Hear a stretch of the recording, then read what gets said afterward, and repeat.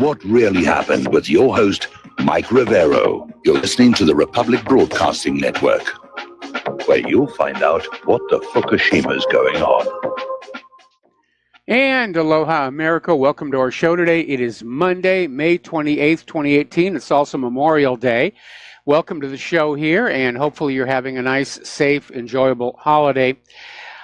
I do have one comment about Memorial Day. In fact, it's the same comment I have about all the holidays, where they've all been transformed into another opportunity to push product at you.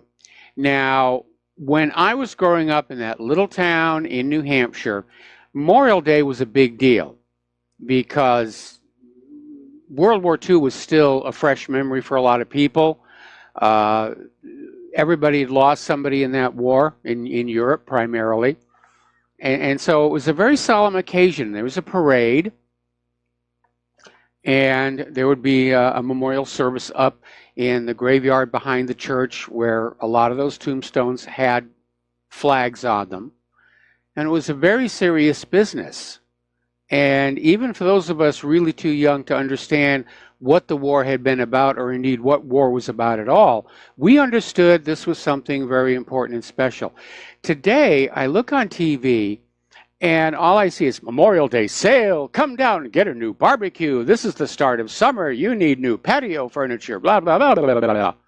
And I get that same thing, whether it's Easter or Thanksgiving or Christmas. It's just another marketing scam.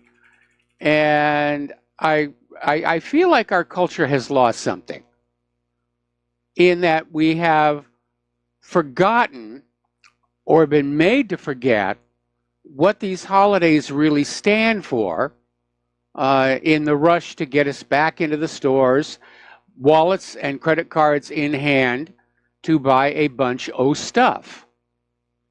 And Claire and I had a necessity to go out yesterday.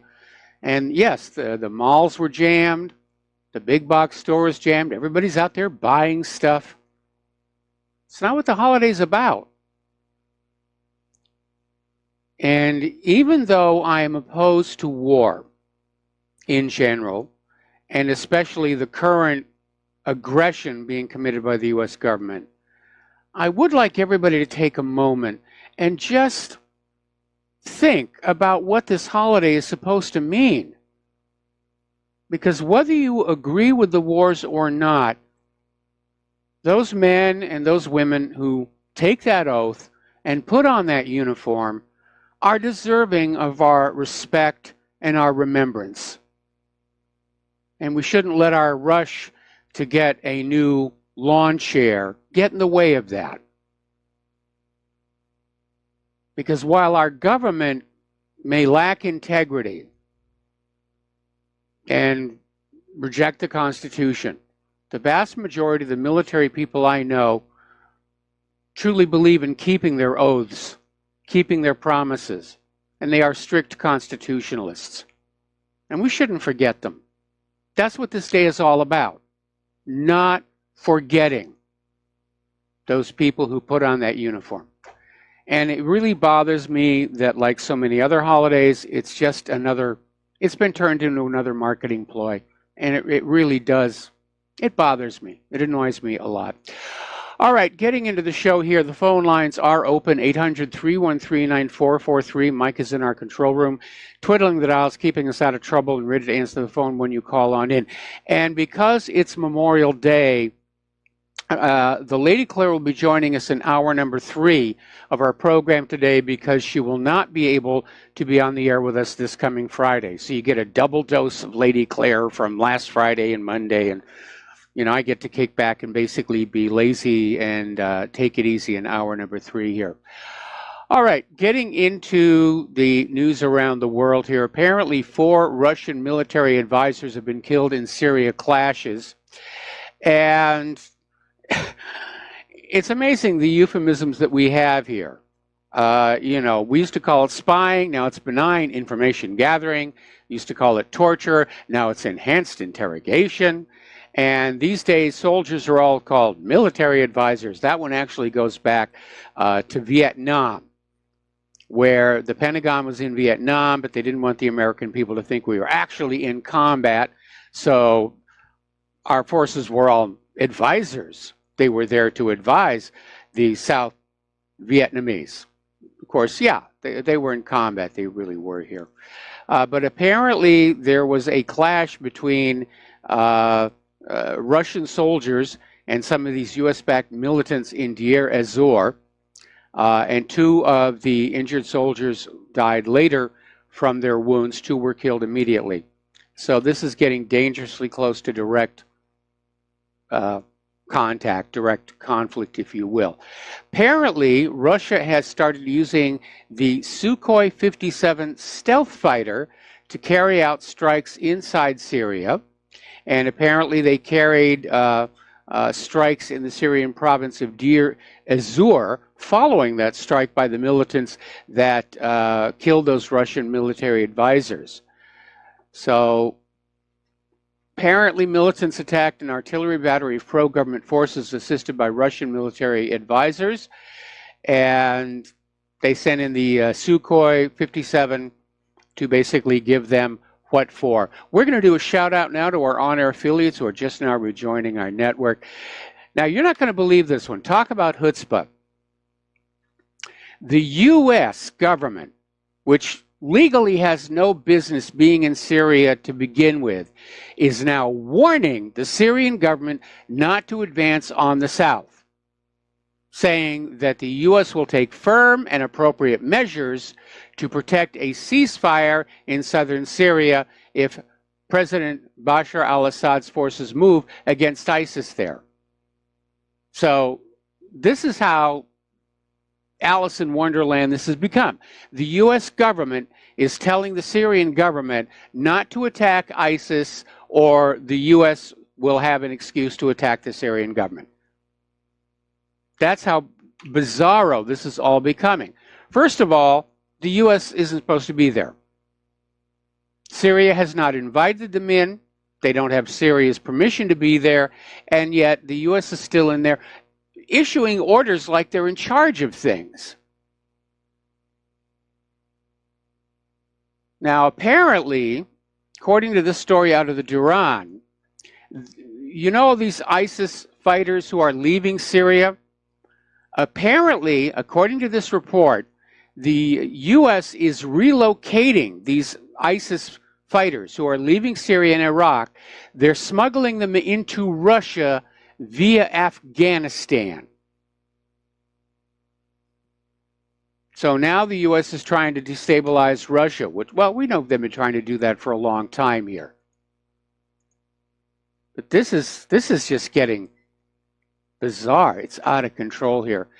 Now, there's one little piece of good news that's come on out. Apparently, Israel and Iran are engaging in what is called indirect negotiations regarding Syria, where apparently the goal is that they do not get into conflict with each other. Apparently neither, well, certainly Iran does not want an escalation of a conflict with Israel, and apparently Israel is backing off confrontation with Iran. So apparently through a third party in Jordan, they're having these negotiations to say, well, we'll stay over here and you'll stay over there and we'll stay out of each other's ways. And I think that's kind of a good thing right now. Maybe there's some common sense starting to break on out over there in the Middle East here. Up in Ukraine, Putin is issuing a warning to NATO that Ukraine is Russia's red line, and warning the Western countries not to cross that red line in relations with Moscow. Putin is saying, yes, there are certain limits that should not be crossed. Respect our interests as well. So basically, according to Putin, NATO's enlargement poses a threat to Russia. And yes, it does. NATO's moving closer and closer to the Russian border. Now, back when the Soviet Union collapsed, NATO made a promise to the new Russian republics that they were not going to expand eastward. And everything calmed down and everybody was friend and we were doing business here. and then NATO went back on their word. And Putin has a legitimate reason to be very concerned about NATO's intentions. All right, let's take a phone call. Francis in Montreal, aloha. Welcome to the show. What's on your mind? Hi, Mike. I'd like to go out on a limb and make a prediction about a world event based on 3 historical points. The first point is that at the time the Russian Revolution broke out, Trotsky was a minor gangster in Brooklyn. He was given large sums of gold and American cash by the Rockefellers and sent to Russia to create the Red Army and overthrow the Tsar. And when they did, there was Lenin, Trotsky, and Stalin. One of the first orders of business and the underlying cause of the Rockefellers financing them was to send these armed thugs that they'd hired with Trotsky's gold and Rockefeller's gold to Baku, where Russia was rising up as a major oil producer. And that was lowering the price of oil throughout the world. Yes. And the Nobel brothers were producing oil there, and they had to run for their lives. And what followed was a massacre of all the oil engineers and entrepreneurs and scientists that were there. They were all stood up against the wall and executed with firing squads. And Lenin declared a week of looting. They burned Baku and its oil fields to the ground, and they concluded by raping and murdering all the women and children of the oil engineers and entrepreneurs. And Russia was crippled in its oil production for the entire length of the USSR, which is rather paradoxical when you think the whole point of communism is to enrich the proletariat. Makes no sense unless you see it as a Rockefeller Rothschild plot to remove competition. The second point I would like to make is that several years ago, we all know this, Hugo Chavez said, "I will produce oil at $20 a barrel from now till kingdom come if you guarantee that the price won't fluctuate." This should have made everybody rejoice. Instead, Chavez was vilified as the biggest scoundrel on the planet, and immediately Venezuela was laid siege to by all the whole corporate elite of the world. And now Venezuela is crushed as people are humiliated and impoverished. And you go online and all the shills are out there just crowing with delight that the Venezuelans are reduced to beggary for the wicked crime of offering to pump oil at $20 a barrel. Okay? Yes. I was just reading, I stumbled over this on a journal on the weekend, Oil Price, it's called. And there's a good article from March 6th of this year. Nigeria can produce oil at $20 a barrel. The Nigerian National Petroleum Corporation can produce crude oil at around $20 USA a barrel. But there are plans to bring this even lower to US $15 a barrel. The company's group managing director, Mekandi Baru, told media. And Nigeria's pledged to keep its oil production at 1.8 million barrels daily after OPEC axed it.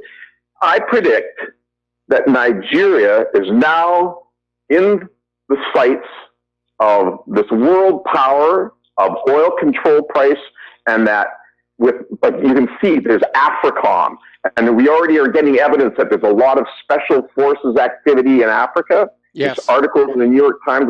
I predict Nigeria is about to have all hell break loose on its head for having the audacity to propose this.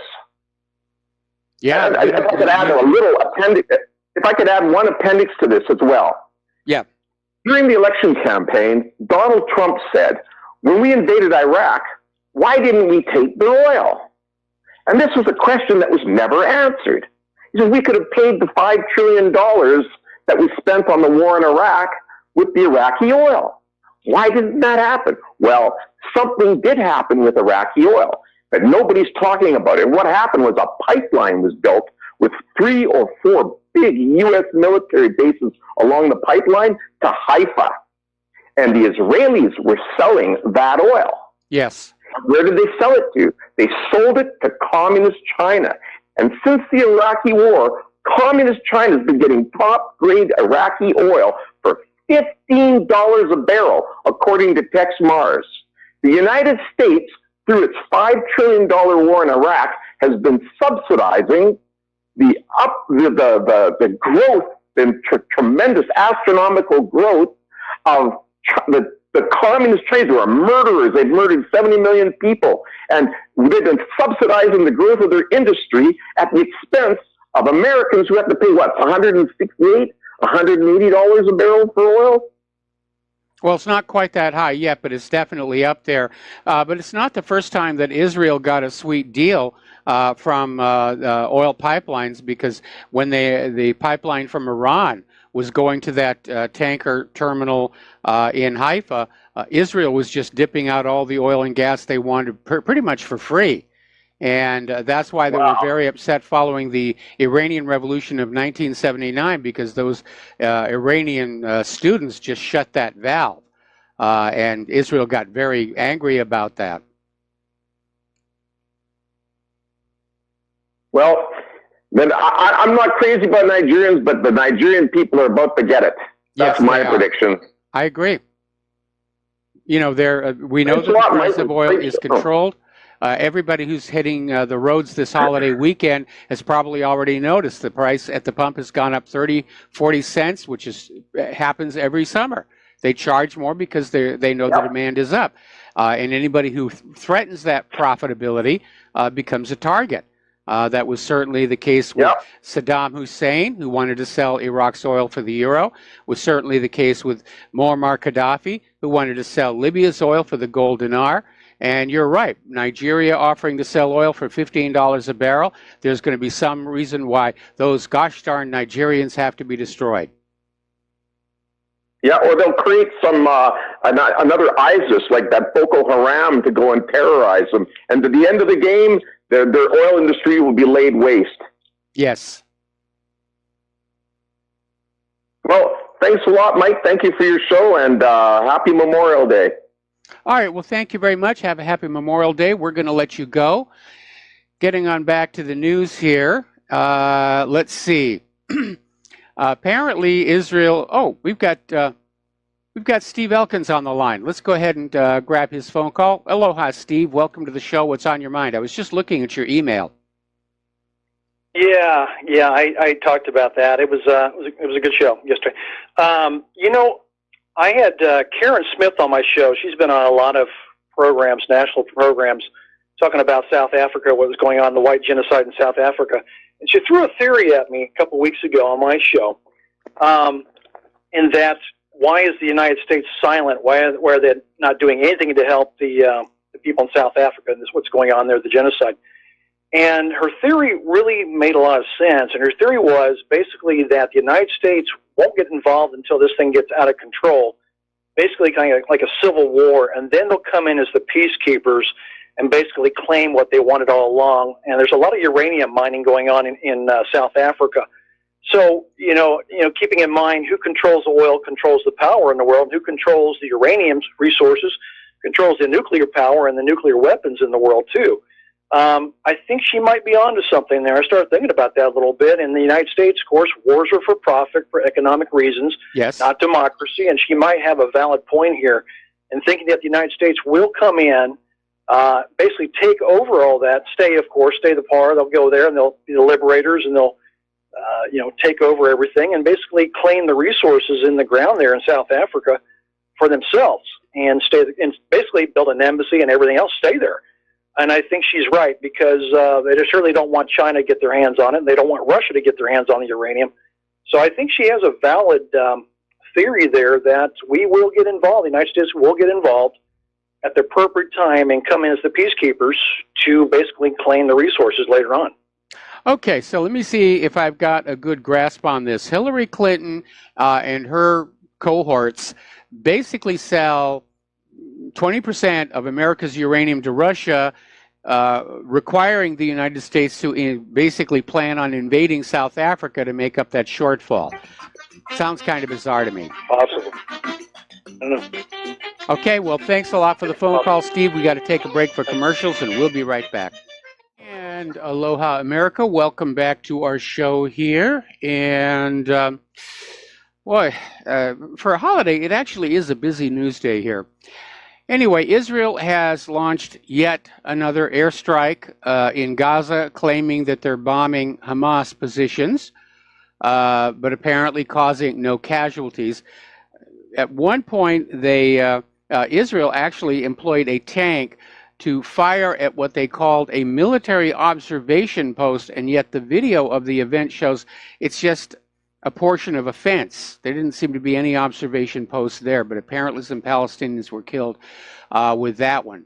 But one of the targeted sites from the airstrikes was affiliated with the Ezzedine al-Qassam Brigades, the armed wing of resistance movement Hamas, which has governed the Gaza Strip since 2007. Well, to me, it's not a resistance movement if they're governing the place. They are the government. And apparently Israeli aircraft targeted another Hamas site in the west of Khan Yunis city in the southern Gaza Strip. So Israel is just pounding on those poor Palestinians right now. Next Tuesday, actually tomorrow, the Gaza Strip will set off a flotilla of ships in an attempt to break the 12-year-long Israeli blockade on the Palestinian territory. Now, this is all symbolic, and Israel will no doubt try and stop this, hopefully without the fatalities that we saw on the Mavi Marmara, where 10 activists were just shot dead by the IDF troops here.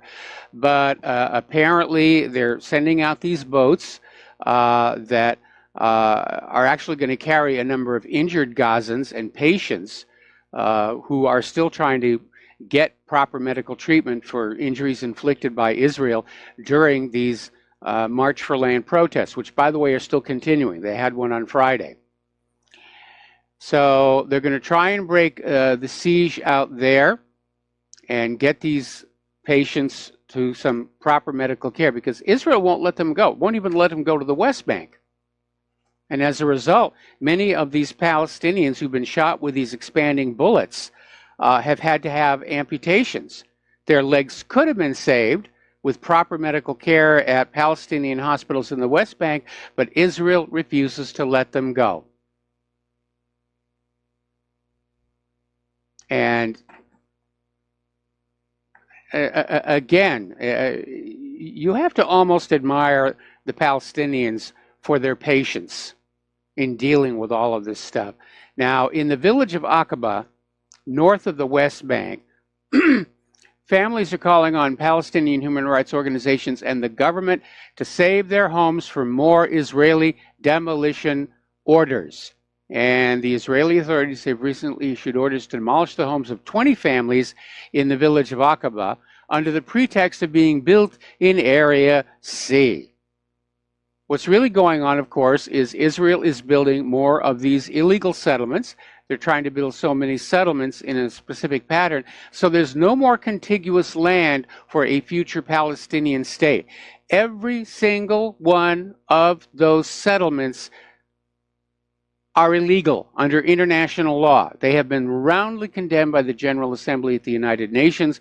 They would have been condemned by the Security Council were it not for the endless series of U.S. ambassadors out there going, veto, we veto, Israel has a right to build homes wherever they want to, in our opinion. So, now, a little bit of good news. Apparently, the Israeli Attorney General is expected to recommend indictments against Prime Minister Benjamin Netanyahu on charges of receiving bribes. Now, I would like to see this guy thrown in jail. But unfortunately, in order to duck the bad press over the indictments, it means that Netanyahu is going to try and ramp things up against the Gazans, the Palestinians in general, probably Lebanon as well. So we'll see what happens there. Apparently, Great Britain has deployed what they call a Type 23 frigate. And it's heading for Britain's National Support Facility in Bahrain, which was officially opened last month by Crown Prince Salman bin Hamad Al Khalifa and the Duke of York. And basically, this represents the largest British deployment into the Middle East in almost 50 years. But apparently this Type 23 frigate has a new missile system developed at a cost of close to £1 billion. So everybody is arming up. They all know a war is coming. What can I tell you here? Now, as we mentioned last week, Israel's top court has literally rubber-stamped Israel's use of these butterfly bullets, saying that these unarmed protesters represent part of the armed conflict between Hamas and Israel, which is rather ridiculous. Now, when we come back from these commercials, a little bit more lunacy coming from Israel's law machine. We'll be right back. Aloha, America. Welcome back to the show here. We're talking about what's going on over in Israel, where Israel's Supreme Court has basically said it is okay for the IDF to use these butterfly bullets, these bullets that basically fold open on impact, resulting in extreme damage, if not death, because it is the view of Israel that these unarmed protesters represent a legitimate threat to Israel, and that therefore this was not a peaceful protest. I mean, they're pulling this out of thin air. Now, the other law that's just been handed down from the Knesset is even more of a giveaway, as it were. Israel has just passed a law making it a crime to take pictures or videos of Israeli soldiers doing what they do. In other words, if you see an Israeli soldier shooting little kids in the head and you take a picture of it, you go to jail, not the Israeli soldier. And journalists, of course, are condemning this law. And apparently this comes all the way down from Defense Minister Avigdor Lieberman. And apparently, if this law is actually passed, anybody who takes a photograph or video of an Israeli soldier at any time is facing 5 years in prison. And obviously critics are saying it attacks the profession of the press. It helps to cover up and thereby legitimize the criminal practices committed by Israel. Yes, it does. This is what Israel wants. Israel wants to go on doing what Israel is doing, but they're tired of the condemnation of the world. But they don't want to change their behavior. They just want to get rid of the condemnation. And simply screaming, you're an anti-Semite, Jew-hating Hitler lover at everybody, that's worn out. People don't fall for that anymore. We know it's a trick. We've had members of the Knesset admit it's a trick to just get us to shut up. And we're not willing to shut up anymore. Not in the face of people being shot with these horrendous types of ammunition that are actually illegal to use in war. And Israel saying that this is a war doesn't get them off the hook for using ammunition that is banned in warfare. Now, Israel's defense ministry has started the construction of an underwater barrier intended to prevent Hamas and other Islamist militant groups from launching surprise attacks into the south of the country by sea. I think Hamas and these other groups would be perfectly willing to let Israel alone if Israel would stop constantly attacking them and blockading them and starving them. I mean, that's the image of Israel the world is getting. Israel sits there with its nuclear arsenal and its U.S.-supplied weapons, constantly bombing its neighbors and saying, oh, we're under threat, we're helpless, we have to go and kill these people. No, you don't. Stop the killing. Acknowledge the Palestinian rights to existence. Just give Palestine what you demand for yourself, a recognition of your right to exist, and everything would calm down. Do you realize that the last 60 years of all of this discord comes down to a simple situation? Israel demands everybody recognize Israel's right to exist, but they refuse to grant that same right to the people of Palestine. That's it. That's the source of all of this.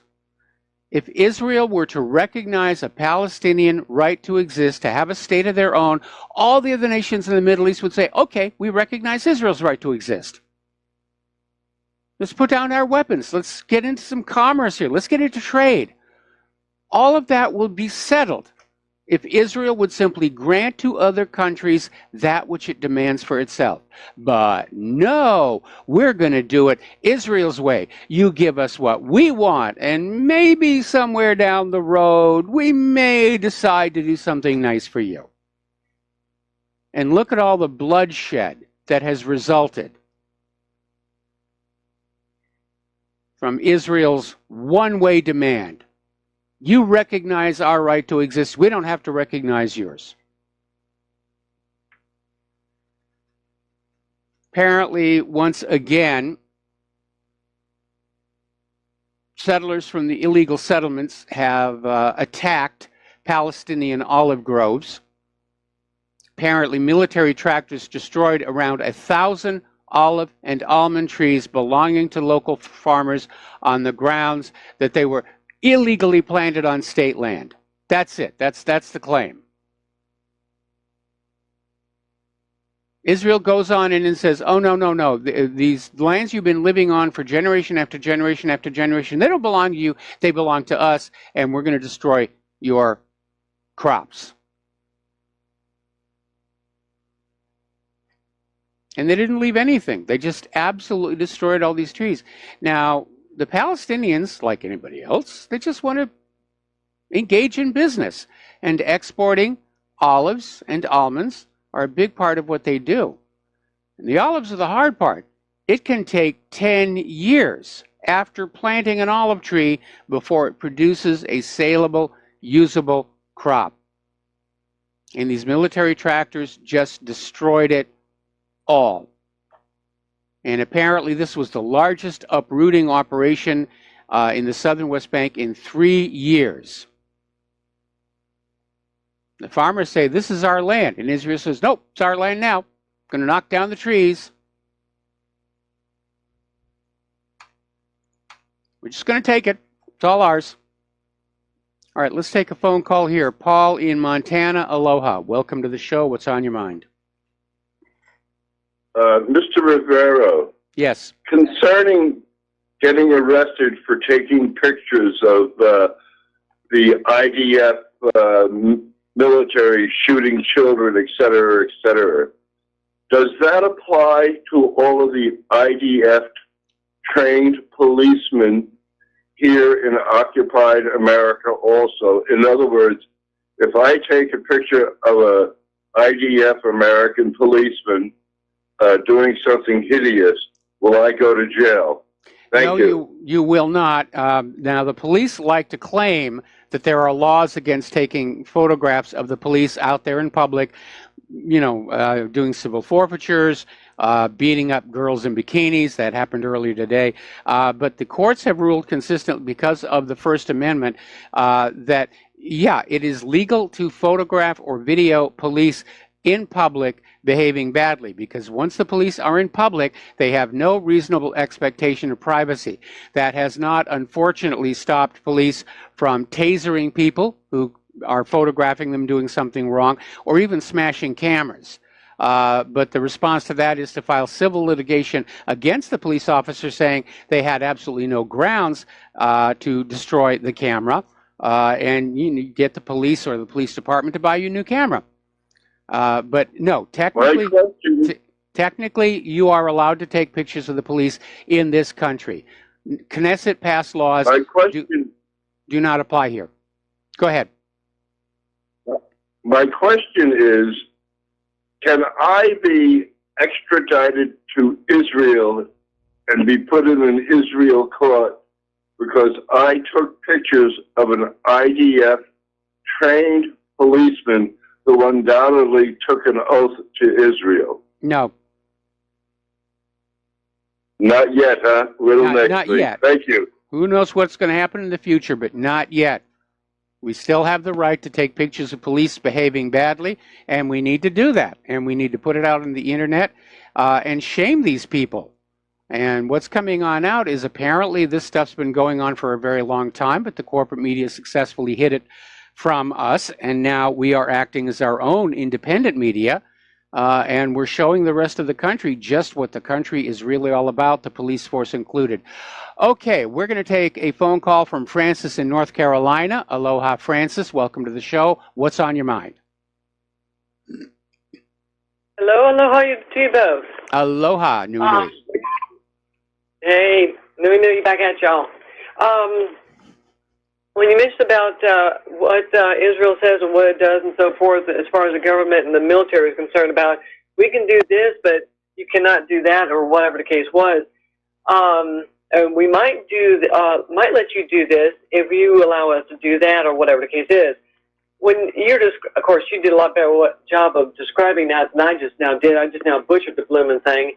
But basically, what you described, atypically, puts me in mind of what you call the mafia. Yes. Which, quite frankly, is the Israeli government and the military, being the mafia, is basically manipulating the U.S. government and the U.S. military to their whims, then why don't the U.S. government and the military go on over there, since they are such in love with their captors, and go ahead and move on over there and let the people put up their own government in the D.C. District of Criminals area that used to be, and run the country the way it was supposed to be to start with? Oh, because there's lots of loot and plunder yet to be had. And Israel is not going to be done sucking the wealth out of this country until there's nothing left to suck. Sucking and plundering here in the U.S.? Yes. My gosh, what else are they going to suck? Our blood out? There's nothing left. If they could find a use for it, yes. There's nothing left. I mean, the infrastructure is basically turned into a pathetic waste area. I mean, and there's so many laws about, don't get me started here, but you already did. Before you know it, they'll have a law out there about when you can go to the bathroom and when you cannot go to the bathroom in your own home. Yes. Now, I hate to say that, because if I know people as trendy as they can get sometimes, they'll have a bathroom not only in the kitchen, not only in the living room, but also in the bathroom, while they're doing the poopy deal, while they're taking a shower. Who knows what? Yes, I know, that sounded kind of comical there. But, you know, if they want to have a TV, if not on their wrist, or the toy or whatever, then they have it hanging from the ceiling in the bathroom. I mean, why don't people just go ahead and take a shower out in the public arena and let it be done with if they want to show off their toys?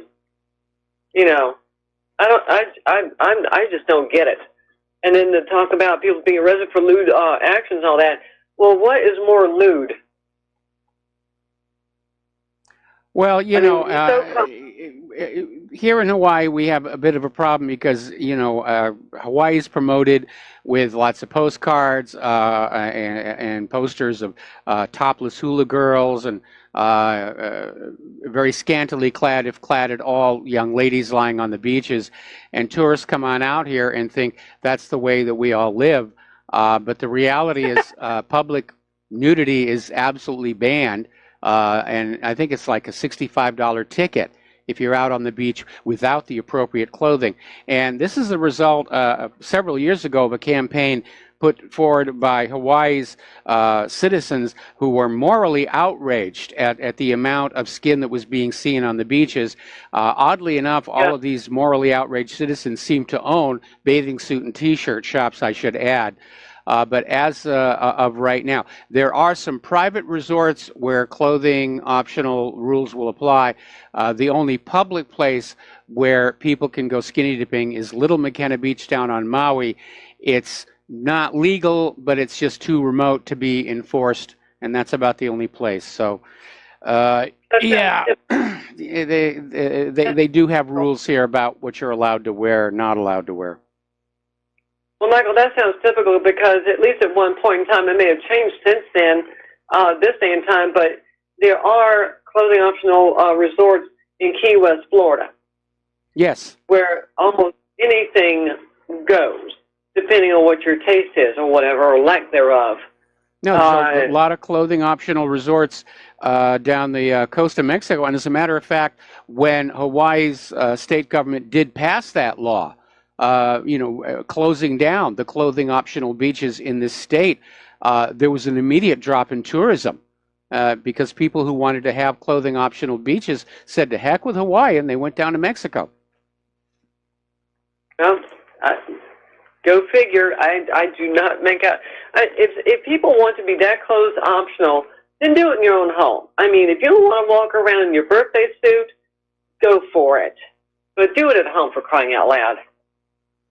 Unless you got a star-graving tin body like Bo Derek did at one time, pray tell, whatever. I mean, well, now you're getting judgmental here, and all I can say without going into too much details is that body surfing takes on a whole different aesthetic at a clothing optional beach. That's true. Well, the whole point of a clothing optional beach is nobody's being judgmental. You just work on your all over tan. You get your dosage of vitamin D, and I think for the most part, bathing suits are a hideous waste of fabric. What can I tell you? Well, that's true too.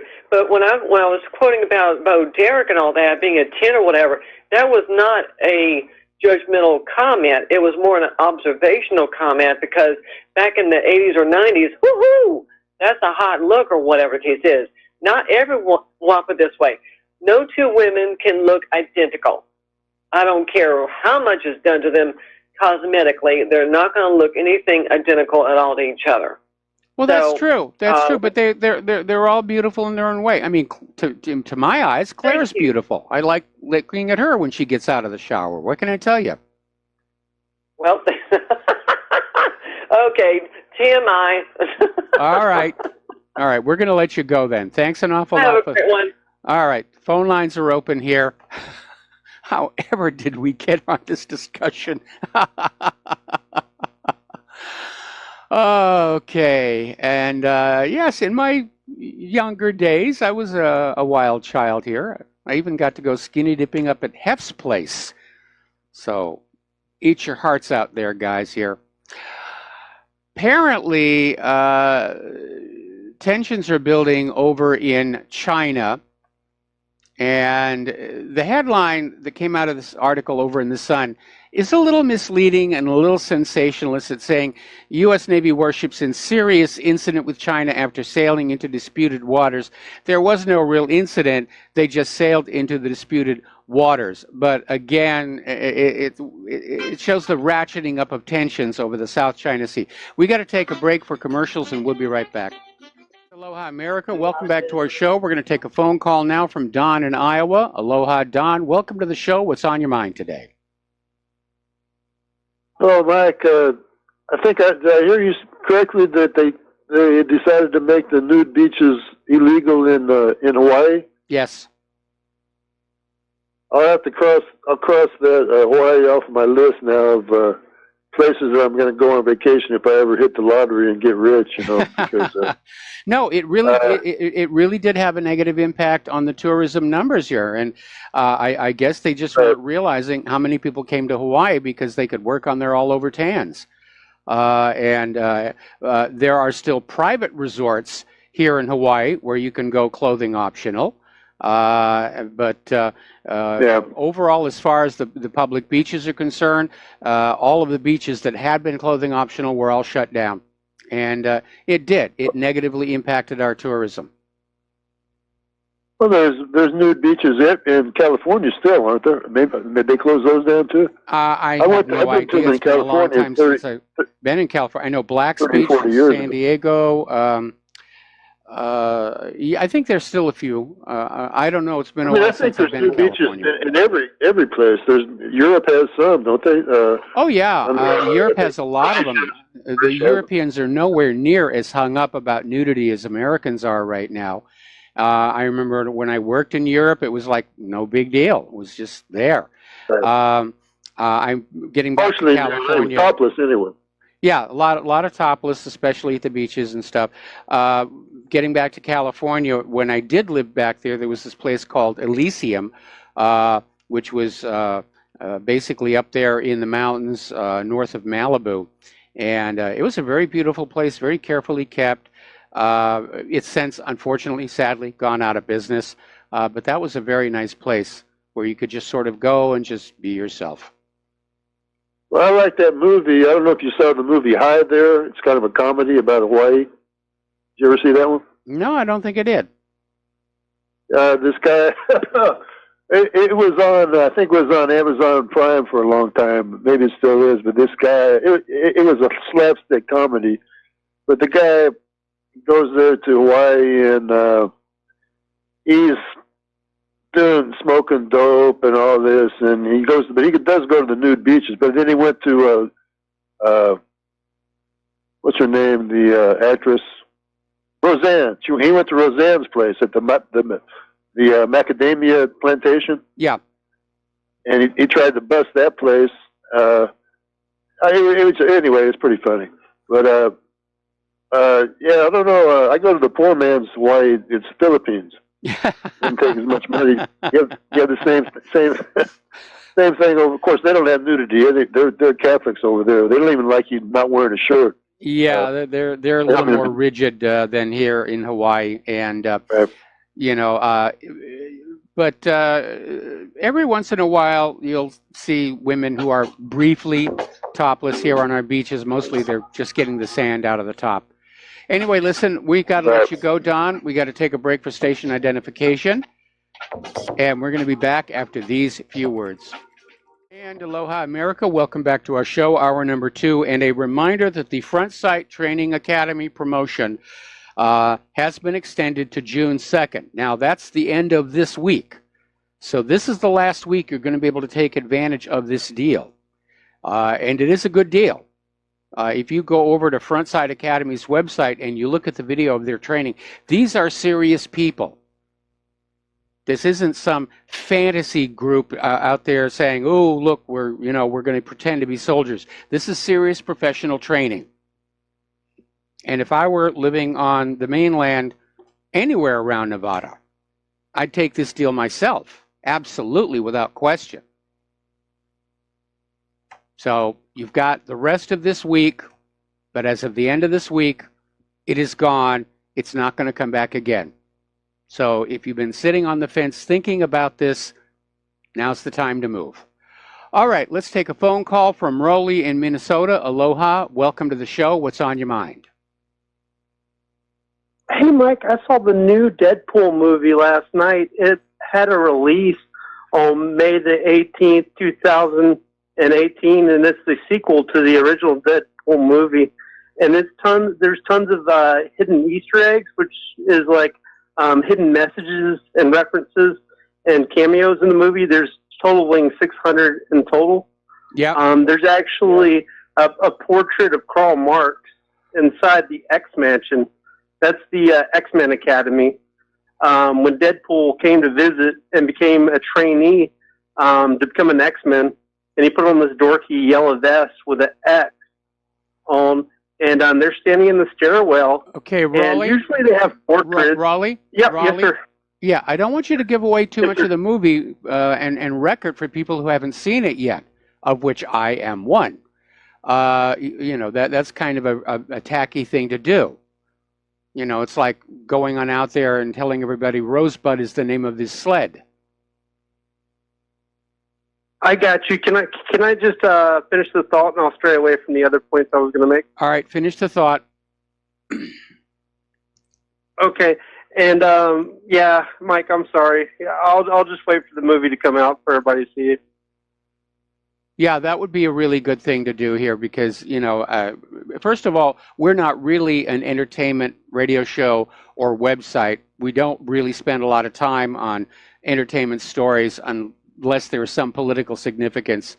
So anyway, thank you for the phone call. We're going to let you go. The phone lines are now open, 800-313-9443.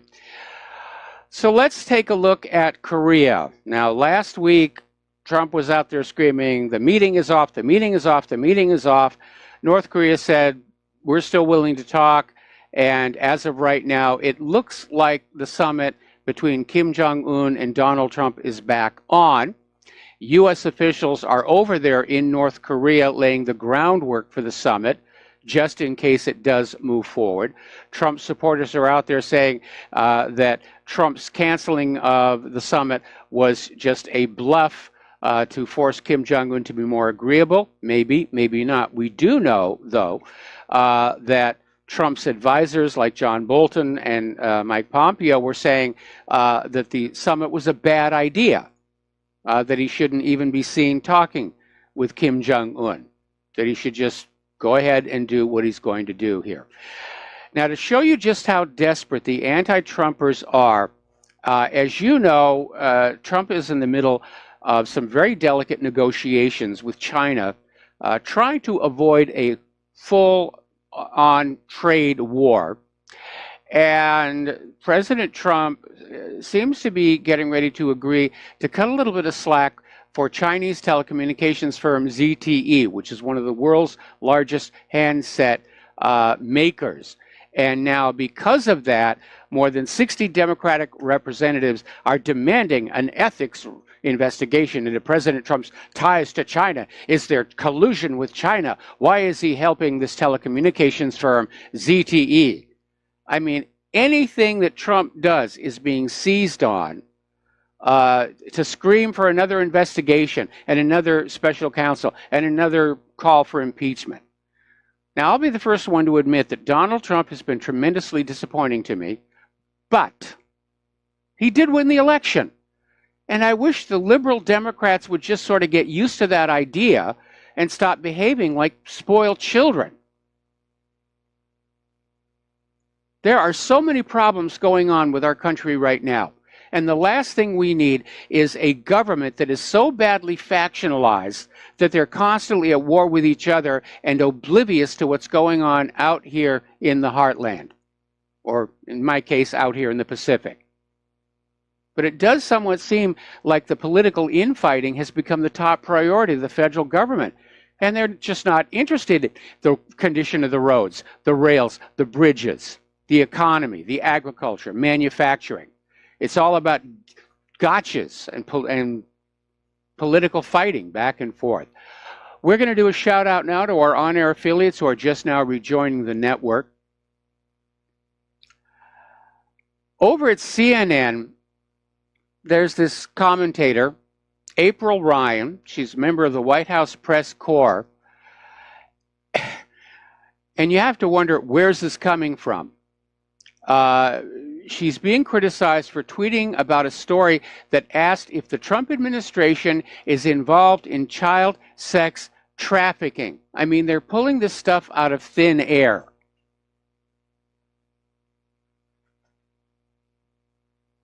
Apparently, April Ryan got this from The Root, an online magazine that showcases black news, opinions, politics, and culture.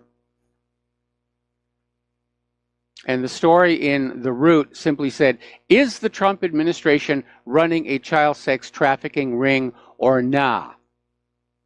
Now, I know there were a lot of allegations that surfaced around the Podestas, especially when you look at some of the artwork in John Podesta's home. You have to kind of wonder about what's going on. But, CNN has sunk to the level of, have you stopped beating your wife? Kind of questions.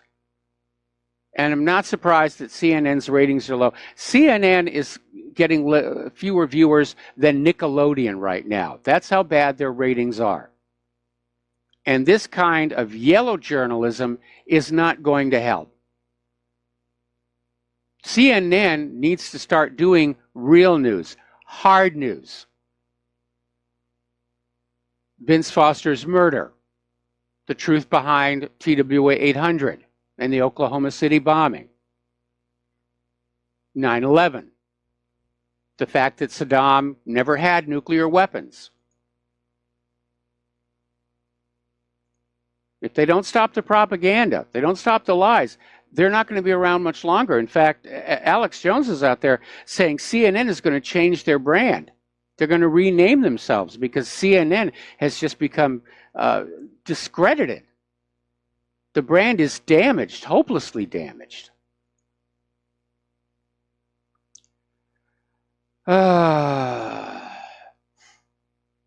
So more and more people are starting to take a serious look at the ramifications of the Obama administration running a spy operation against their political opposition. They're already calling it Spygate. It's already worse than Watergate. And it's time for this thing to be made public. Now, obviously, Obama doesn't want it made public. The Department of Justice, the FBI are stonewalling like crazy. Hillary Clinton doesn't want it made public, but it is going public, bit by bit by bit by bit. And it's our job, you and I, as members of the independent media. You're all part of the independent media now. You're not an audience. You are involved. You are part of this process. We get this information out to people and say, this is what's going on. This is how corrupt our government has become. Now, Judicial Watch, once again, is having to sue the Department of Justice and the State Department for documents which should have been disclosed under the Freedom of Information Act. And once again, Judicial Watch files the paperwork, and the State Department and Justice say, no, we don't really think we want you to see these. So Judicial Watch has had to file a lawsuit, which ultimately will rule in their favor, but of course it uses up time and money. And then in this case, they're suing for documents related to the Uranium One scandal. And they're suing for records of communication sent to and from officials in the offices of Attorney General and Deputy Attorney General, Office of the Legal Counsel, and the National Security Division from January 20th, 2009 through December 31st, 2013. The State Department is being asked to produce any records relating to the company Uranium One, including records of communication sent to and from officials in the Office of the Secretary of State, meaning Hillary Clinton, Office of the Legal Advisor, Office of the Undersecretary for Arms Control and International Security Affairs, and so forth. So sooner or later, this is going to get on out there. And it needs to get out there. The American people have to confront the reality of just what our government has become. All right, we're going to take a phone call here from Dustin in New Jersey. Aloha, Dustin. What's on your mind today? Yeah, how you doing, Mike? Doing okay. I wanted to talk about Trump and Peter King, but Mike, I wanted to talk about a caller you had Friday about he was a Vietnam vet, and he said it's not the soldier's fault. I have to disagree with him. It's not the soldier's fault he got sent to the war. It's the establishment's fault. But I'm sorry, if you go into a village and shoot up a bunch of people, I mean, it is your fault. You know what I mean? It's like if I play a video game or a virtual reality game and grab a gun and go into a Walmart or something and shoot up a bunch of people, it's my fault. Yes. You know, you can't. You got. I mean, it's called personal responsibility. You know, bullseye or full body cutout. It's called being a human being. Yeah, I mean, I don't know how hard it is to figure that out, Mike. Well, you know, part of the Uniform Code of Military Justice does say that military people have a right to refuse illegal orders, and that is a direct result of the Nuremberg trials at the close of World War II, where the Nazis were trying to defend what they had been doing by saying they were only following their orders. And the Nuremberg tribunal concluded that no, just saying that you're following your orders does not get you off the hook for doing things that are violations of international law. And following that, the military code of most of the Western nations, including the United States, was modified to say that, yes, people in uniform do have a right to reject an illegal order. We saw that with Lieutenant Aaron Watada. And so, yeah, if a soldier goes on in and participates in something like the My Lai massacre, you're absolutely right. They have done wrong. Now, they may have been talked into it by their commanding officer. They may not have had the strength of character to say, sorry, sir, this is illegal and I'm not going to do it. But you're right, they still did something bad. Yeah, it's called moral responsibility. I mean, if you look at Israel and the United States and Britain, I mean, it's just the Western world has this attitude where they're special. They can kill babies, children, old people in wheelchairs, or arm those jihadis to do it, right, Mike? Yep. Like, you know, I mean, it's like no morals. You know, and countries with no morals or decadent, and then they die sooner rather than later. Just, you know, I mean, I mean, I'm sorry, but like, if you shoot innocent people, you know, morally, you're reprehensible. I mean, I don't care what military you're with. I'm in agreement, you know? obviously. Now, you know, again, to be very honest, I've never served in actual combat. During Vietnam, I had an occupational deferment. But I did see, you know, what the experience did to a lot of people that I had known, both before and after their tour of duty. Again, it was rough on the returning Vietnam veterans because they carried memories of things that they had done that they had not done. And they didn't have the idea that they'd won the war as kind of a counterpoint to try and feel good about. So it was a double whammy, and it was rough on those veterans. There's no question about it. Mike, switching gears, Israel shows you how totalitarian you can get with taking pictures of soldiers or videos, or we're doing that here with the police. But it's not full-fledged, but it will be because it's fascistic. I mean, they just don't want you to see what they're doing. That's what it comes down to. No, they don't want it to get out there on the internet and the independent media. But again, as I told that other caller, while the police may claim that there is a law that you cannot take their picture or video, in reality, the courts consistently rule that out in public, the police have no reasonable expectation of privacy, and you're taking pictures and videos of them misbehaving is in fact protected speech under the First Amendment. And Mike, what do you think about Peter King making that comment where if you kneel during the flag, that's like akin to the Nazi salute, and you're a racist? I mean, my head spun around like Linda Blair on The Exorcist. I mean, how fascistic can you get? You know, I might not agree with them kneeling, but I mean, to say something like that is what these people think. Yeah, that's pretty out there. It's pretty out there. And again, I can't believe this issue is still ongoing. And it's almost like it's being promoted as a distraction to give people something to argue about that doesn't really threaten the government. Now, my particular point of view is that while I vehemently disagree with much that the federal government of the United States is doing right now, I love my country and I love the American people. And when that flag is up and the anthem is playing, I will be standing. Okay? That's my opinion on that subject. Because that flag doesn't represent the government. It represents the land and the people.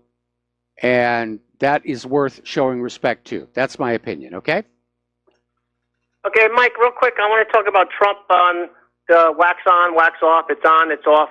Yes. You realize the rest of the world is basically looking at us and saying we're so unstable and we can't even get our own government to agree on anything anymore. You know, so they're moving away from us. Yeah, we're definitely seeing that, and our government does look like it's dysfunctional. And it's like I said earlier in the show, it's almost like the political infighting has become the top priority for all of these members of Congress and political parties, and to the detriment of the nation as a whole. Internal civil war. That's it. Thanks, Mike. All right, thanks an awful lot. We're going to switch over to Stephen in Oregon. Aloha, Stephen. I may have to take you through the commercial break. What's on your mind? Yeah, hi, Michael. How are you today? Doing fine. Yes, I wanted to talk about the moral responsibility of the troops. If my history isn't wrong, I think Truman went on the radio and said that North Korea and South Korea, this was a police action. Okay, so when the president comes on the radio and says, we're going to go fight over there, and it's a police action, all these troops that are swearing to uphold the Constitution aren't doing that. Wouldn't you agree with me? Yes, I absolutely would. And unfortunately, I'm in agreement that a lot of these troops probably ought to be paying attention to the Constitution because presidents would use things like intervention or police action to bypass the need for a congressional vote to launch a war. Of course, now Congress has completely abandoned their constitutional responsibility for oversight and handed the White House an open-ended let's go to war card. Yes. Well, it just seems really unconscious. I agree.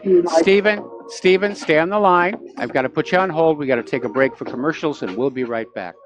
And aloha, America. Welcome back to our show today, and we're talking with Stephen in Oregon. We're talking about soldiers' morality, and obviously, as part of the basic training, the drill instructors want to convince soldiers they shouldn't think about what they're doing.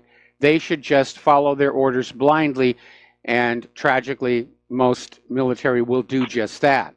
And they'll come to regret it in years later. But again, the orders to commit these atrocities usually come from higher up. These are not things that occur to the rank and file soldiers, sailors, airmen, who left to themselves would just as soon sit down and stay out of the way of the flying bullets. Stephen? Yes, and we can't forget old Congress. They swear to uphold that thing too, and obviously they haven't done that. I just wanted to say one thing. My granddad was one of the first Marines to take pictures after Nagasaki and Hiroshima. Oh, wow. And and he taught me a little bit. I know that once he came back, he realized that the Rothschild Zionists were really, really, really the problem. Okay. And that's all I wanted to say. All right. Well, thanks a lot for the phone call. We're going to let you go. Get on back to the news here. We're going to talk about the economic news here now. Credit cards are becoming a major problem, and this almost goes back to what I was saying at the opening of the show, where all of our holidays are just turned into marketing ploys. Yes, it's the Memorial Day sale. Get on out there. Whip out that plastic. And the problem is when people are using plastic versus cash, they tend to spend more. And that's a big reason why stores, shopping malls, banks want you to use your credit cards or debit cards. You will spend more. You will go into debt. And unfortunately, a lot of Americans who are middle class are trying to support that middle class lifestyle by going on their credit cards. Now, out of all the debt available, credit card debt is the least helpful in building a financial future. It's simply spending future earnings on consumption today. Now, if you were to pay off your credit card balances in full every month, you'd be okay, but most Americans don't. Most Americans, you're just paying that minimum payment, and as a result, there's over $1 trillion with a T in credit card debt outstanding in the United States of America. And smaller banks trying to keep up with big banks have found they need to accept credit card customers with greater risk. So there is now basically a subprime credit card problem, and to nobody's surprise, credit card delinquencies are higher than back in 2008, just before that correction. Now, seriously, if you have credit cards, you need to be working on getting those paid off. You don't need the latest and greatest patio furniture. You need to get that debt down. Because when the economy pops, and it's going to pop, those bankers are going to be coming after you and your assets. You know, you owe us money, therefore we're going to take X, Y, Z. And like I said, it's why Claire and I worked so hard to pay for our newer car. It's not really a new car, but it's a newer car in cash. There's no bank loan on it. We own it. By the way, have you seen that new trend when we were out there shopping for cars? We all know you can buy a car, you can get a car loan. You can lease a car, which is like having a car loan, only when it's over, you don't have the car. Now they have a new thing called subscriptions. And this is kind of interesting, and apparently it's become very popular. And that's where you literally enter a subscription deal with a dealership that allows you to actually change the car you're driving every once in a while. If you're driving around the city, you can get a town car. If you're going out into the mountains on the weekend, you can go down to the dealership, turn in your town car, and get an SUV. And I guess it's working. But again, once the deal is over, and these are pricey. This is like $2,000 a month. But apparently they're very popular for the people who have that kind of money. Moody's is warning of a particularly large wave of junk bond defaults coming. They're concerned about China's debt crisis and Italian bonds. Now, we know that the Italian banks have been in trouble for a very, very long time. And with their new Eurosceptic government, things may actually be getting worse because their new Eurosceptic government isn't really paying off debts to the EU at a top priority. We're going to take a break for commercials, and we'll be right back after these few words. And aloha, America. Welcome back to our show here. And boy, it's getting very cloudy out the window here. We're expecting thunder showers coming in a little bit here. Hopefully our show will be over before the lightning starts striking all over the place. Article coming out of Zero Hedge here. Why America is heading straight toward the worst debt crisis in history. Well, there's a variety of reasons. We were talking about one of them just with that previous story about credit card debt. People don't want to admit their standard of living is being forced into a decline. So they're out there using their credit cards to try and still look like they're living middle class, even though middle class America is now officially a minority. And you ought not to be doing that. The other situation, of course, is you have people who have existing debt, long-term debt, like mortgages and car loans, who have been forced to take lower-paying jobs. The high-paying jobs are all gone. And people are being forced to take jobs for considerably less wages and salaries than they earned before. And all of this goes back to private central banking itself, which by design produces more debt than money with which to pay that debt in order to enslave and entrap all of the people and the government to their will. It's designed to be that way. You're all debt slaves, and it was intended that you be debt slaves. Getting on back to the potential of a trade war with China, rather interesting and colorful story coming out of the Daily Beast. Apparently, Steve Mnuchin and Peter Navarro on this China trip literally got into a screaming match, which apparently included a great deal of profanity. And apparently this argument came during a very important stretch of trade negotiations for the White House, and it underscored the deep divisions that have developed within the president's economic team over a key pillar of the president's agenda.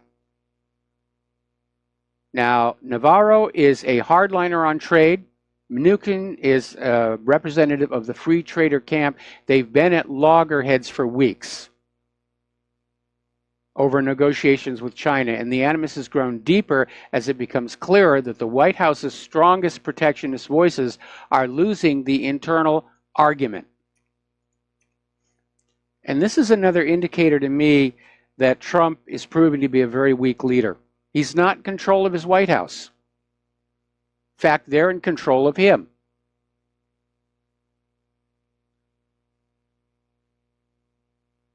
So that's a bad situation here. Russia and Turkey have reached a deal on the Southern Stream gas pipeline. And this is putting an end to a highly contentious period in Russia-Turkish history, which in late 2015 hit rock bottom after the NATO member state shot down a Russian jet over Syria. Remember, it was a question about whether it was over the border or not. But apparently, Gazprom and the Turkish government have reached a deal on the construction of the land-based part of the Turkish Stream pipeline that will bring Russian gas to European consumers without going through Ukraine. Now, Washington, D.C. is not happy about that at all. They don't want pipelines operating anywhere that are not under control of the U.S. and the U.S. allies. They want that option of being able to shut that valve at any time.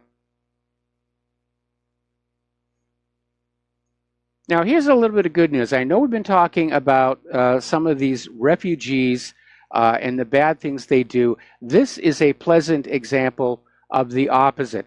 Apparently, a Malian immigrant literally climbed up the outside of a building 4 stories to save a child dangling from a balcony in Paris. They dubbed him the Malian Spider-Man, and because of his heroics, he got to meet President Emmanuel Macron. He's being made a French citizen, and they're offering him a job in the fire brigade. So that worked out really well. And yeah, if you see the video of this guy, he's amazing. He's absolutely amazing. So good. Granted, they're not all bad. We got one good one.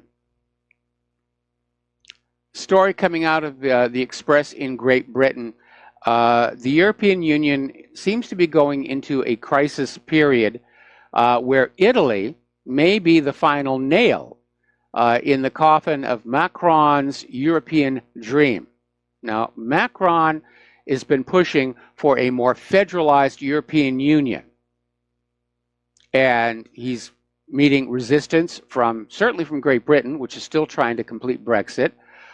Poland, Hungary, Germany are saying, no, they don't want any more integration. And now, of course, we have this new Eurosceptic government in Italy that is saying, no, absolutely not. They don't want a federalized European Union. They're probably looking at the United States and how we're doing under our federalized system, which is to say, not very well.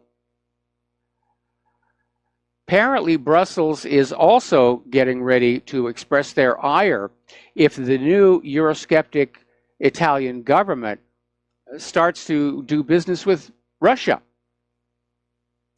And apparently, they're considering new agreements with Russia, trade agreements. And Brussels will immediately try and find some way to chastise Italy because you're not supposed to be friends with Russia. Russia are the bad people. You know, you don't go make friends with people like Russia. I think Italy is saying, you know, we're all grown-ups here. And we're going to decide for ourselves who our friends are, who our enemies are here. Now, I want to talk about this very bizarre case coming out of Great Britain involving a gentleman named Tommy Robinson. And it's a bizarre situation. He's independent media journalist, and apparently he was arrested for taking video outside a courtroom where these refugee members who were guilty of a child sex grooming gang were being tried. And apparently in Great Britain, they don't want attention paid to the problems caused by the refugees. So they arrested this guy, Tommy Robinson. They literally gave his personal lawyer misleading directions. So they saddled him with a totally useless court-appointed attorney. And he was immediately tried and sentenced to 13 months behind bars, and he's been sent to Hull prison. And this has triggered global outrage here, because in Britain, rapists enjoy the right to a full and fair trial, the right to legal representation of their choice, the right to have sufficient time to prepare their cases, and the right to go home on bail between sessions of their trial. None of this was offered to Tommy Robinson. They just grabbed him and threw him in prison, and it's created outrage around the world. Now, over in Germany, a German member of their parliament is saying it's obvious Tommy Robinson is a political prisoner. His life is in clear and pressing danger. And Germany is now offering Tommy Robinson political asylum. If Tommy can get out of jail, get on an airplane. But again, you have the government was literally trying to suppress the story that some of these refugees coming into the country were engaged in child sex grooming operations, grooming children to be used as sex slaves and child prostitutes. But we can't talk about that. George Soros wouldn't like it. So, also over in Germany, there's been a massive protest. Some 30,000 protesters are in the streets of Germany over the migration issue. And basically, they're protesting against Angela Merkel's open door policy. And most of the protests took place in Berlin. 25,000 people there. A lot of people from the Alternative for Germany party. So this is really beginning the pushback. So apparently there's yet another protest where the protesters are screaming and shouting abuse outside this court as a gang of 27 men and 2 women are accused of a string of sex crimes against children. And so it's a total of 29 people. And prosecutor Richard Wright told the court the defendants have been split into 3 groups, which are set to face 3 different trials early next year. So it's an issue. These refugees have caused all kinds of problems. And then there's that secondary issue. I just can't understand how anybody could even think of doing that sort of thing with a child. And maybe it's because I'm a frustrated daddy. When I was growing up, I always wanted to be a father. That didn't work out. But Claire and I are the world's greatest auntie and uncle.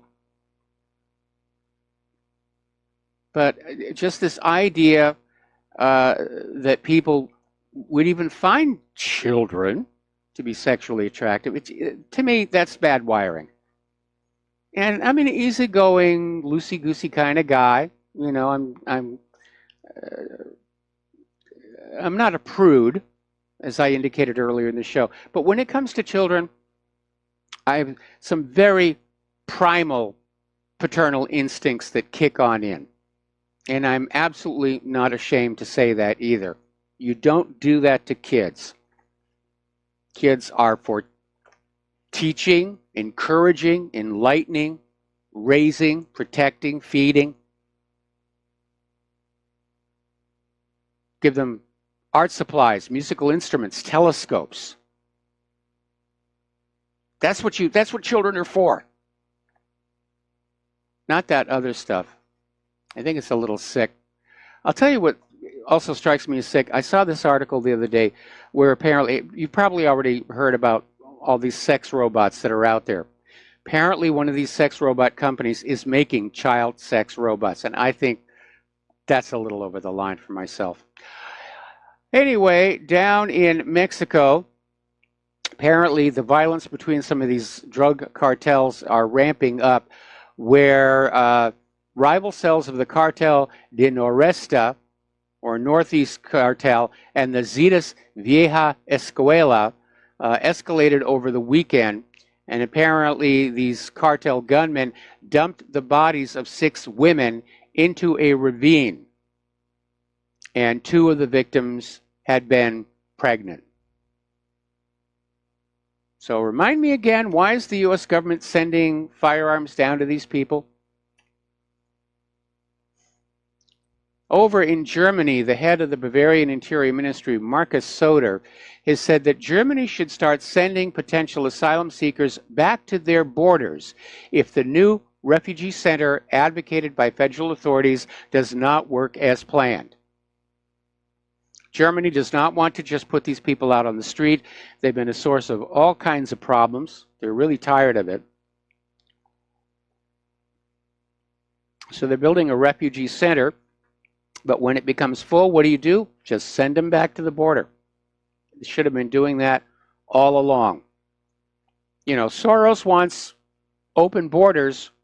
I mean, I wonder how many of these refugees he has allowed to live on his property, which if you hunt it down in Google Earth, there's a lot of room there. He could fit a lot of people, a lot of refugees onto that property. I'll bet you there aren't any. The United States Office of Refugee Resettlement has apparently lost track of some 1,500 immigrant children previously settled with a sponsor. But according to a top immigration official, well, that's not really our problem. You know, we don't care.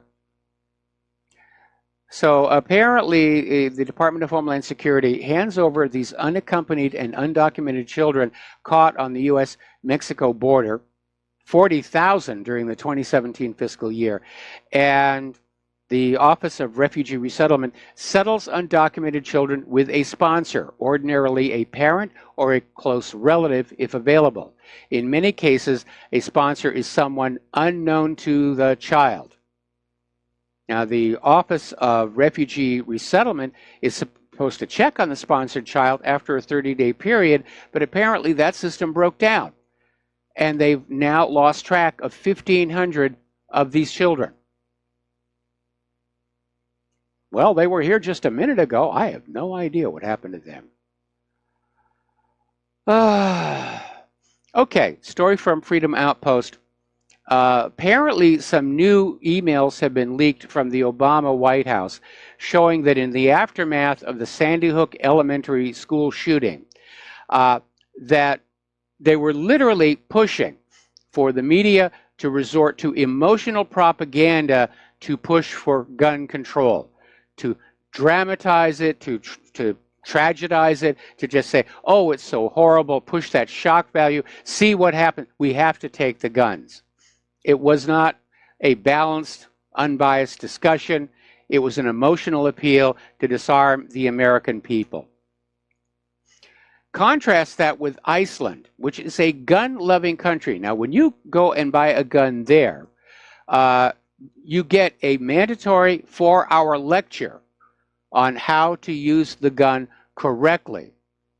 And everybody has a gun in Iceland. There have been no shooting murders since 2007. Contrast that with cities that are held aloft as the bastion of gun control in this country, like Chicago and Baltimore,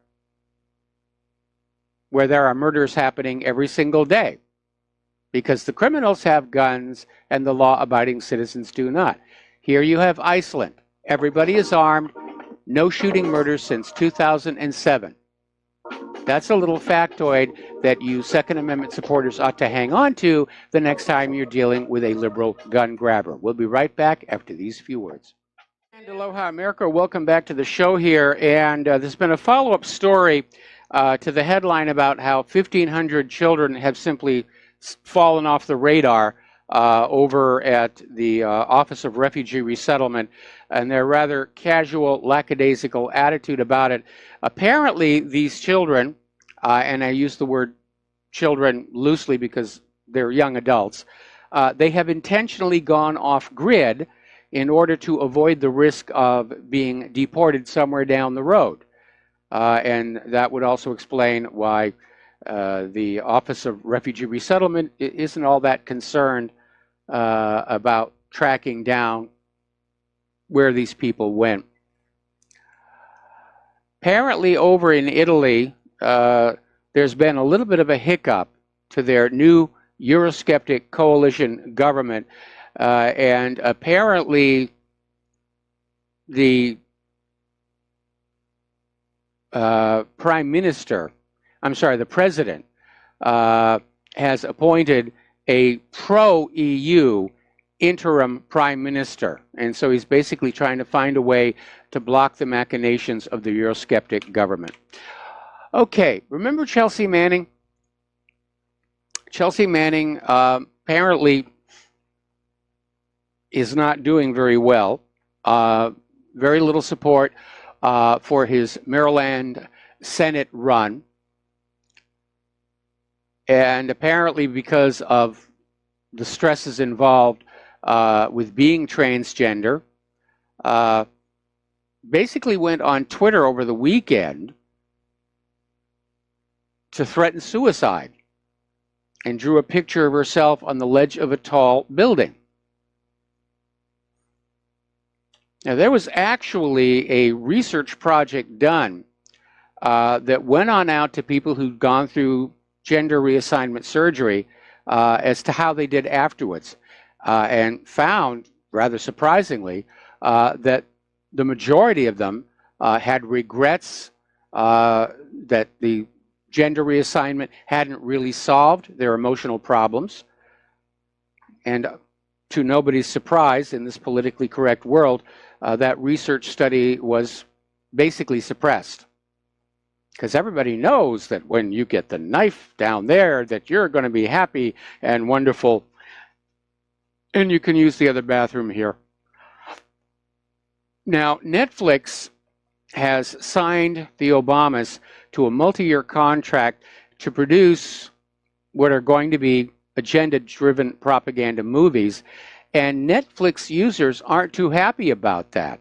In fact, a lot of Netflix users are canceling their memberships. And they're saying it's time for a boycott, because Netflix is supposed to be about entertainment, not just another version of corporate media dishing out propaganda to us all. Okay, there's the music. We're going to take a station identification. When we come on back, the lovely Lady Claire will be with us.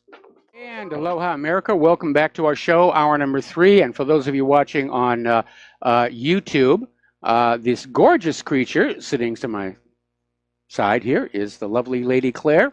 And normally she would be with us on Fridays, but she's joining us here on Memorial Day because she will not be able to be with us this coming Friday. So you're getting a double dose of Lady Claire here on the holiday. All right, so Lady Claire, what do you want to talk about?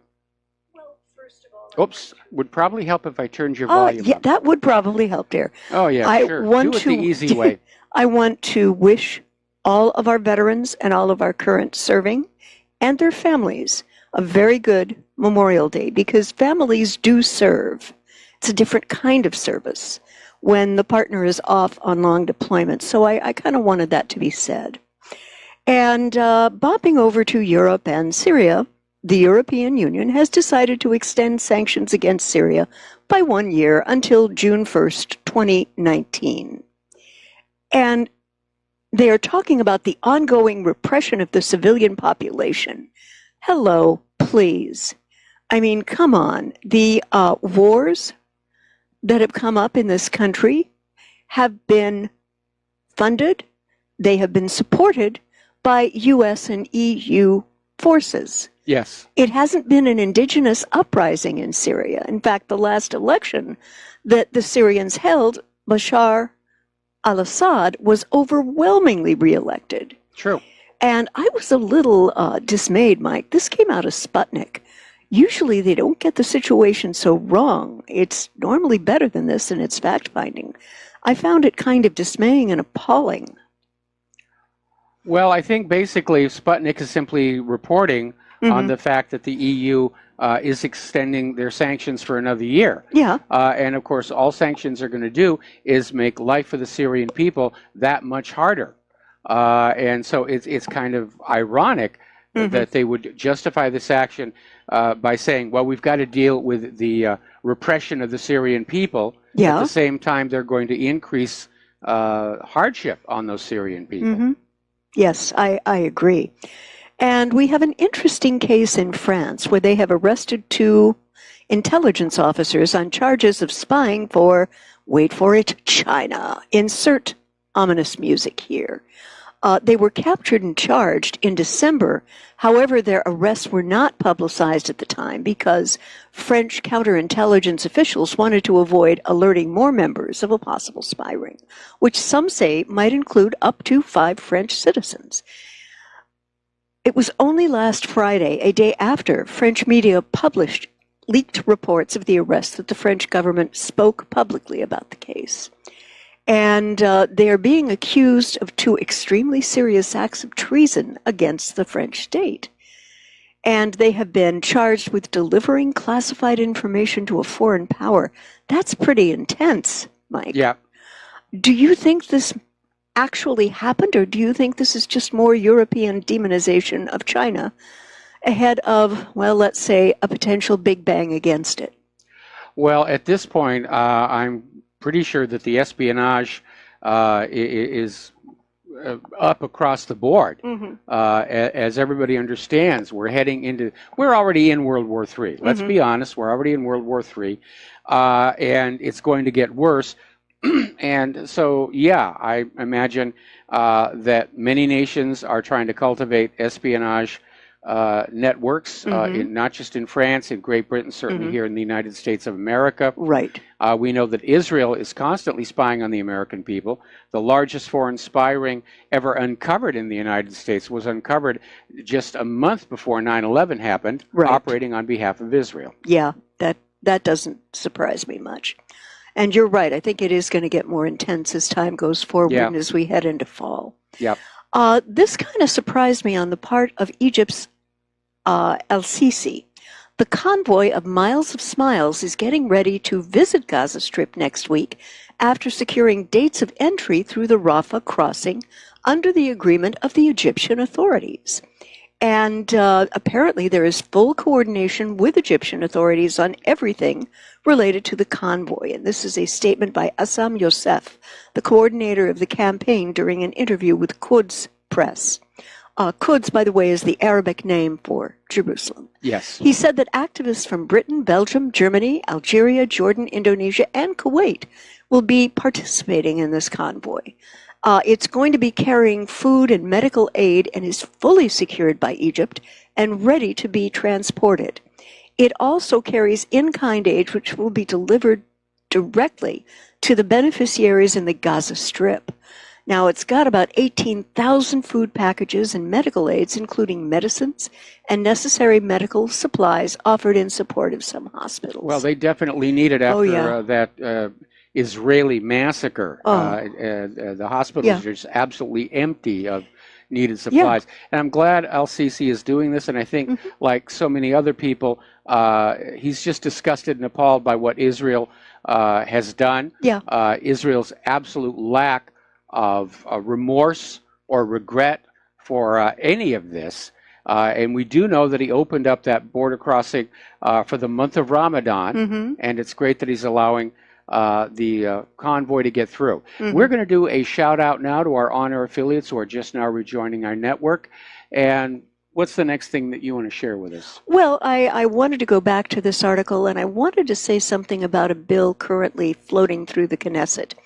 The delegation will visit a large number of inmates and pay their debts. They will also visit the victims of the Great March of Return, either in hospitals, or in their homes, provide medical assistance to them, and repair a number of poor people's houses. The delegation, which comes from the framework of the campaign Devote Your Ramadan to Gaza, Palestine, will arrive next Saturday and spend an entire week in the Gaza Strip. Al-Barakah Charitable Association, Algerian Humanitarian, Turkish GDD Association, and the Palestine Relief and Development Fund in Britain, and Turkey's Medex Association, in addition to other charitable organizations, will take part in this campaign in its 34th year. I think that is really incredible. I think it's incredible. Yeah. I'm glad El-Sisi is allowing it to get on in there. Mm-hmm. Those people in Gaza, they definitely need the food, the medical supplies. Yeah. Israel's brand is already damaged from the massacres. Yeah. But unfortunately, they're not showing any signs of letting up. They're still moving forward with demolitions of homes, destruction of olive groves. They may try and interfere with this. No doubt they're going to try and interfere with the Gaza flotilla, which is getting ready to, not just the flotilla coming in, but apparently Gazans are going to try and sail a massive flotilla of boats out in order to get some of the wounded Palestinians from the massacre to medical care facilities. Yeah. So we'll see what Israel's going to do, but everything that Israel does is only making it look worse in the eyes of the world. Yeah. And you reach a point where simply screaming you're just being an anti-Semite is not going to work anymore. Stopped working. And the other thing, in terms of the massacre in Gaza, many Palestinians have lost their fear of demonstration. Yes. That is something that the Israelis didn't want to happen. And I have a note for Israel's Minister of Defense, Avigdor Lieberman. This new law that is being thought of to be passed by the Israeli Knesset about it becoming a crime, it becoming criminalized to video or otherwise film the IDF when they are shooting at Palestinian protesters. Well, their Supreme Court just gave him a wonderful win last week. They told the IDF that it is perfectly fine to be shooting and killing Palestinian protesters, whether or not they are throwing rocks or just yelling. So if the Supreme Court is allowing this, why does Lieberman think that this law is a good thing? Because the Supreme Court has just protected the IDF's behavior in and around Gaza. It's not just the idea that IDF can shoot the Palestinians. It's that the Israeli Supreme Court said it's okay to use this expanding ammunition, the butterfly bullet. And it doesn't matter, what Israel's high court says. The rest of the world finds this appalling. Yeah. And Israel understands they have a public relations nightmare on their hands. And the only way they can shut it down is to cut off the flow of negative information coming out of Gaza and the West Bank to the rest of the world. And this is one step that they're trying to do it, along with trying to attack all of the independent media in the West who carry these photos and videos that are coming out of Gaza and the West Bank. And will continue to do so, by the way. Yes. There was a very interesting article about Russia unveiling a new weapon equipped with a Predator gun and electrified shield. And apparently Russia is testing out an ammo backpack for a giant gun called the Scorpio, developed by Front Tactical Systems. And apparently the Russian military have been asking for a method of increasing effective machine gun fire and efficiency.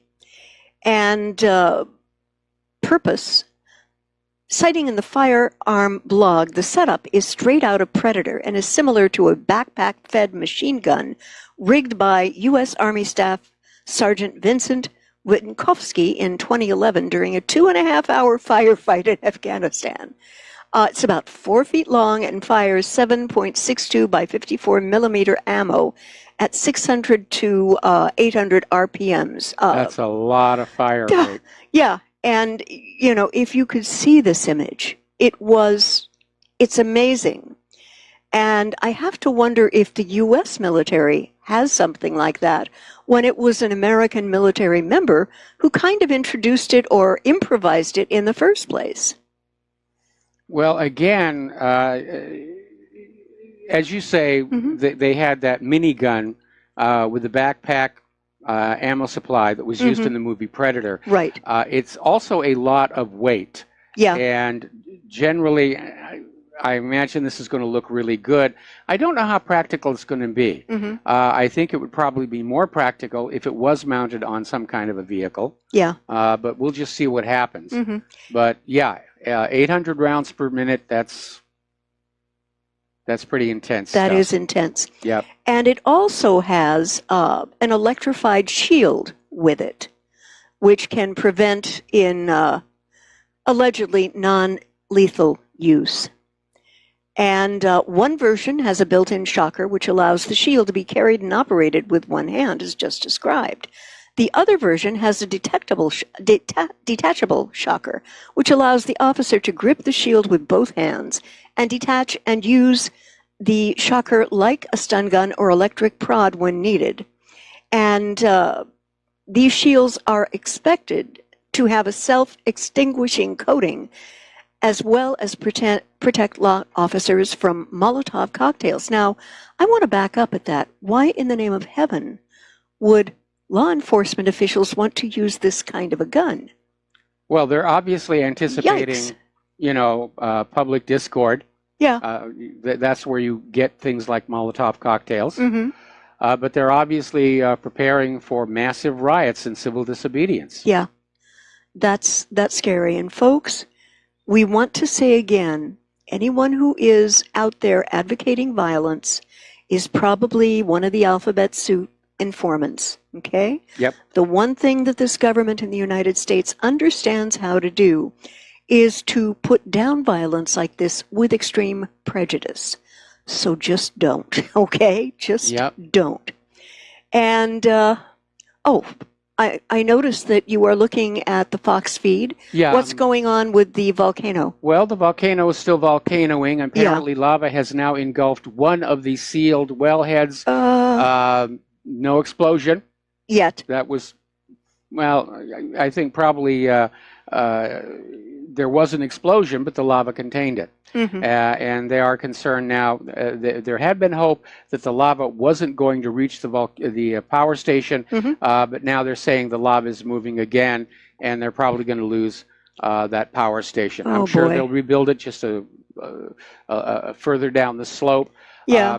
Because it does generate 25% of the Big Island's electricity Scary. for relatively little cost. Yeah. They're just taking advantage of the heat. Yeah. And, you know, and apparently it worked very, very well. Anyway, what have we got here? The next thing I would like to comment on, and I know that you've covered it a little bit, but the terrifying case of Tommy Robinson in the UK. This was an appalling breach of justice. Yes. From the country that gave the world the concept, the high concept of the Magna Carta. Not that people ever actually observed the Magna Carta. No. Not technically. No. King John didn't, and the nobility didn't. It looked really good. It sounded really good, but they didn't stick with it. And this thing about Robinson, there has been a D-notice for the British press to ignore it, to not report on it. However, that does not occur here in the United States, and I think we need to have a small segment of our program dedicated to updates on Tommy Robinson, what's going on with his case. Yeah, we're going to be paying attention to that because very much. This guy got just railroaded into jail as quickly as they could. Yeah. They arrested him, and again, the only thing that he did was he was documenting outside this courtroom where this predominantly Muslim child grooming gang were going on trial. But because the globalists don't want the nations of Europe to really understand what all this open border refugee issue has done to their country, is doing to their country, they want it kept silenced. There are some countries in Europe that have literally passed laws saying that if a refugee commits a crime, you can report on the crime, but you're not allowed to say that the perpetrator is a refugee or mention their ethnicity. Yeah. And in doing so, I would say that Prime Minister Theresa May of the UK has morphed into Chancellor Susan from the film V for Vendetta, where everything was to be oppressed, covered up.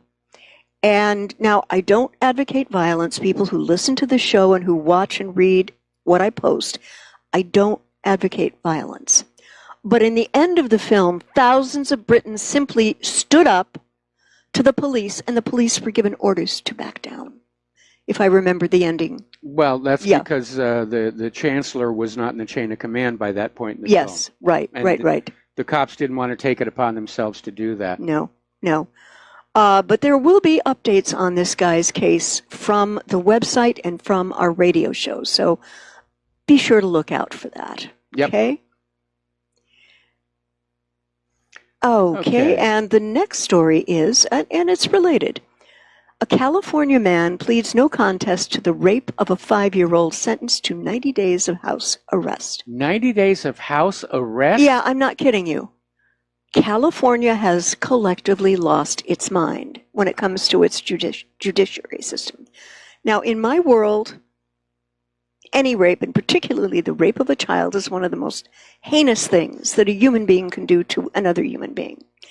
But apparently the guy is very wealthy. I don't know if he bought off the judge. I don't know who or what he bought off. But he bought off somebody. And, 90 days of house arrest, no problem, no charge. What is wrong with a society that does not punish this kind of behavior? I agree. Yikes. This is sick. And also, he doesn't have to register as a sex offender. And boy, you're right. Somebody somewhere got bought. Yeah.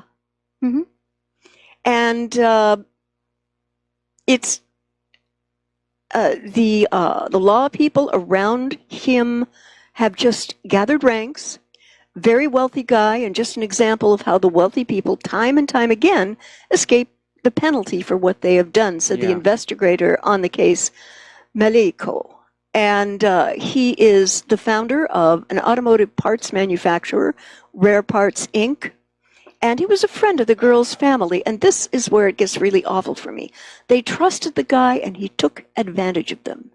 And it happened when the family was invited over to Burgess Calaveras County cabin back in 2016.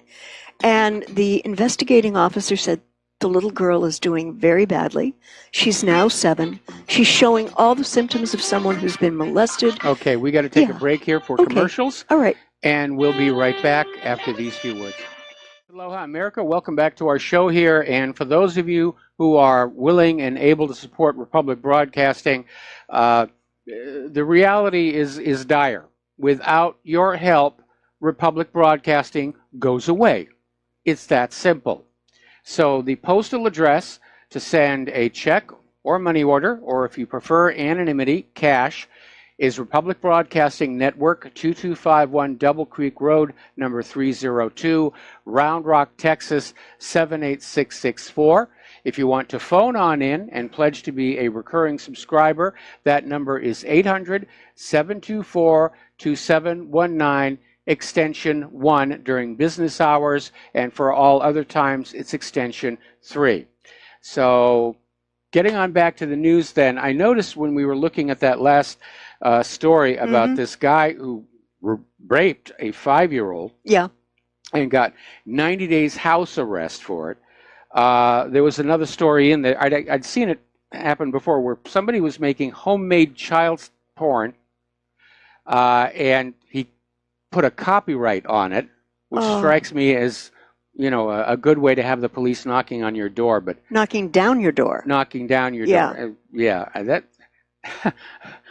they're not only seriously sick, but seriously stupid at the same time. Yeah.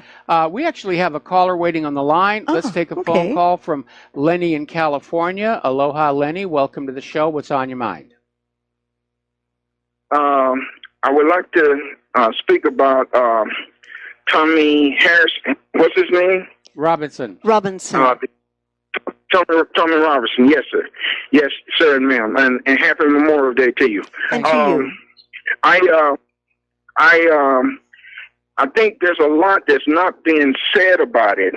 Actually, the Pakistani grooming, rape, and drug gangs who are putting a lot of the young British girls into selling them into prostitution and everything else. Mm-hmm. This was brought to the attention by a Pakistani lawmaker who saw it as an affront to Islam, that these gangs were allowed to do this. But the trade-off and what people are going to find, this is really why they're being quiet and shutting it down. The trade-off is the core of the British officials, the top officials, not all of them, but a lot of them. I'm talking about the Jimmy Saviles, the Edward Heaths, and many more. They get to practice the core of their religion. They get the fall off from these young children, which is pedophilia. So they are willing to let the Pakistani rape gangs, grooming rape gangs, be the scapegoat of it all, as long as they get to practice the core of their religion, which is pedophilia, which you will find, and I've heard Mr. Rivera say it before, BBC stands for the British Burgering Children. And what a lot of people fail to look at is that this is the core of their religion. I'm talking about the ones who take oaths and become high-powered politicians over there. You're sworn into certain secret gangs, certain secret societies. I've heard that. Core of their religion. I've heard that, Lenny, a number of times, and every time someone has gotten even close to it, all of a sudden the case goes away. And so I would tend to believe that you are very correct in that assessment, because this is not the first time this has happened. I mean, look how they buried the Franklin scandal. In the U.S., yes. Exactly. And let's look at this. Let's look at this 92-year-old rich gentleman. What are the chances that he knows some rich judges? What are the chances this judge knows some people who let this little girl off you guys were just talking about? This is a religion, okay, that a lot of people are into. And some would say it goes on even in Hollywood at some of the, I wouldn't say highest level, but the lowest level. You're right, it does. You know, we've had like Corey Feldman has come on out and gone public about it. And it's a very disturbing portrait of human nature, that there are people who think such behavior is acceptable, or maybe they do it because it isn't acceptable, and they're just hooked on the thrill of getting away with doing something with impunity that so many people would find aberrant. But again, like I said, in my universe, this is not appropriate behavior toward children, and I get very angry about it. But yes, it is in fact going on. We know it was going on with the Franklin scandal. We know that there was something that was trying to surface in Washington, D.C. Pizzagate, wasn't it? Yeah, yes. Pizzagate. Yes. But that one got spun to the point where I thought we weren't getting accurate information. But yeah, it's definitely out there. And we know that the clergy are up to their neck in this. I mean, they just had all 35 of the bishops in, was it Chile? Yes. Yeah, all 35 Catholic bishops in Chile just resigned en masse because of their pedophilia scandal. Anyway, Lenny, we got to let you go. Got to take a break for commercials, and we'll be right back. And aloha, America. Welcome back to our show here. And before we get back to Claire's talking points, we were just watching on the Fox News feed where Poland is now requesting U.S. troops be stationed in Poland as a deterrent to Russian aggression. Insert ominous music here. What the heck is going on, Michael? It's a new Cold War. Yeah. And just like the old Cold War, it's about keeping the American people scared so that they will pour their money and their children into the war machine. No. Russia hasn't really done anything to deserve this kind of fear-mongering. They haven't. I mean, anybody who's paying attention to what's going on, has been going on for the last 18 years. Yeah. It is the United States and Israel that are the aggressors in all of these conflicts. Yeah, that's... And, they keep coming up with lies about, oh, Iraq's got nuclear weapons. They're going to, Assad's got gas. He's got this and that. And lie after lie after lie after lie after lie. And I don't know about you, but I'm really sick and tired of all the lies. And I'm sick and tired of all the wars. I am too. Speaking of war, we all know what we did right before the lead up to our nice little 3-day vacation with Memorial Day today. And right before they left for their little holiday, Congress directs immediate weaponization of space to counter missile strikes. Oh, they're bringing back the Strategic Defense Initiative. But it gets worse. Okay.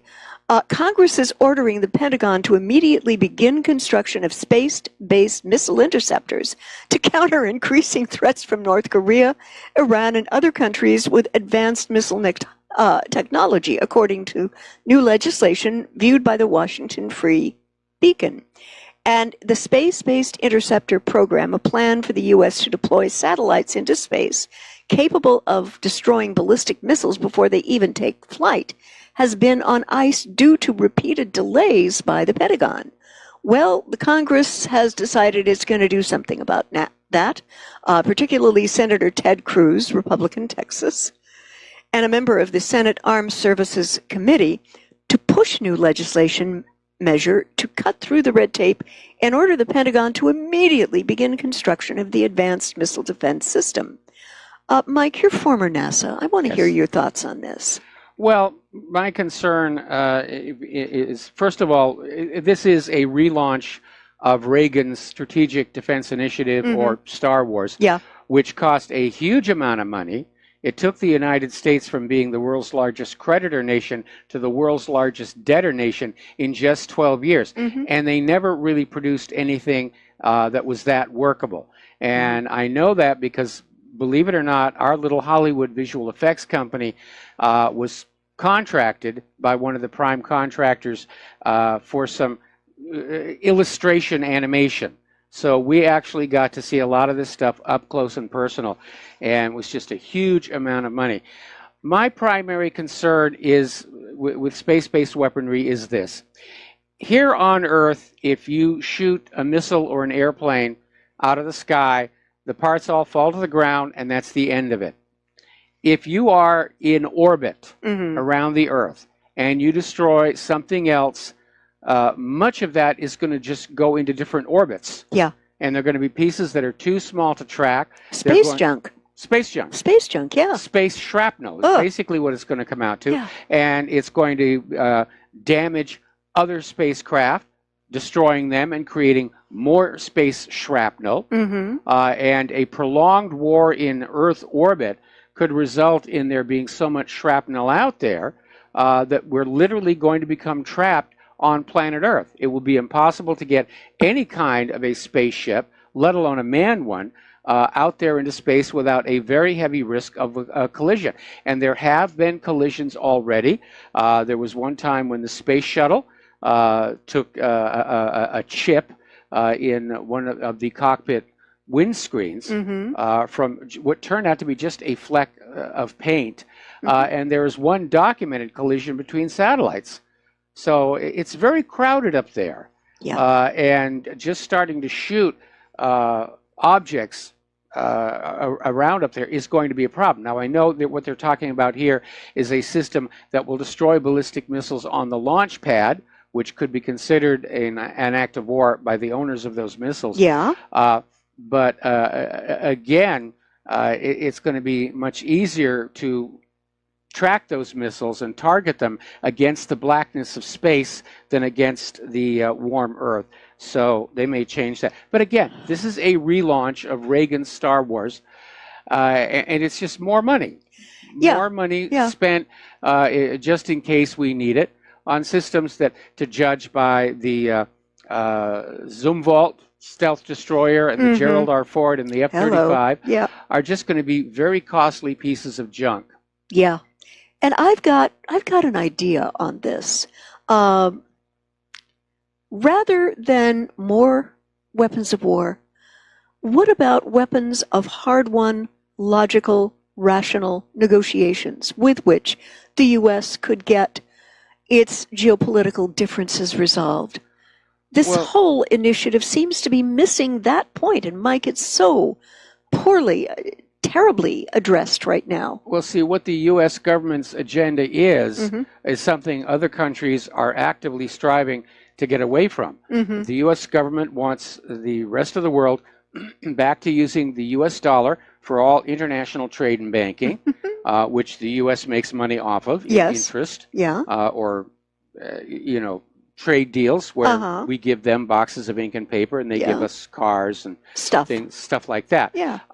These other countries don't want to do that. Nope. They're actively moving away from the U.S. dollar. So there's no amount of negotiation that is going to bring the world back under the hegemonic domination of the U.S. dollar, and that is why, one of the reasons why the U.S. is pushing for war. They basically want to take the world back to the immediate post-World War II years and Bretton Woods, where the U.S. basically dominated the globe, and that's what they're after. And they're out there just spending all this money that they don't have, building up huge debt, and again, two ways in which the current U.S. situation mirrors that both of the former Soviet Union and the Roman Empire is this massive overspending on military. Which is bankrupting the nation. And you look at how much money this government is just outright misplaced. $21 trillion. They've just lost and misplaced. If they could find it, they could actually pay off much of the national debt. Absolutely.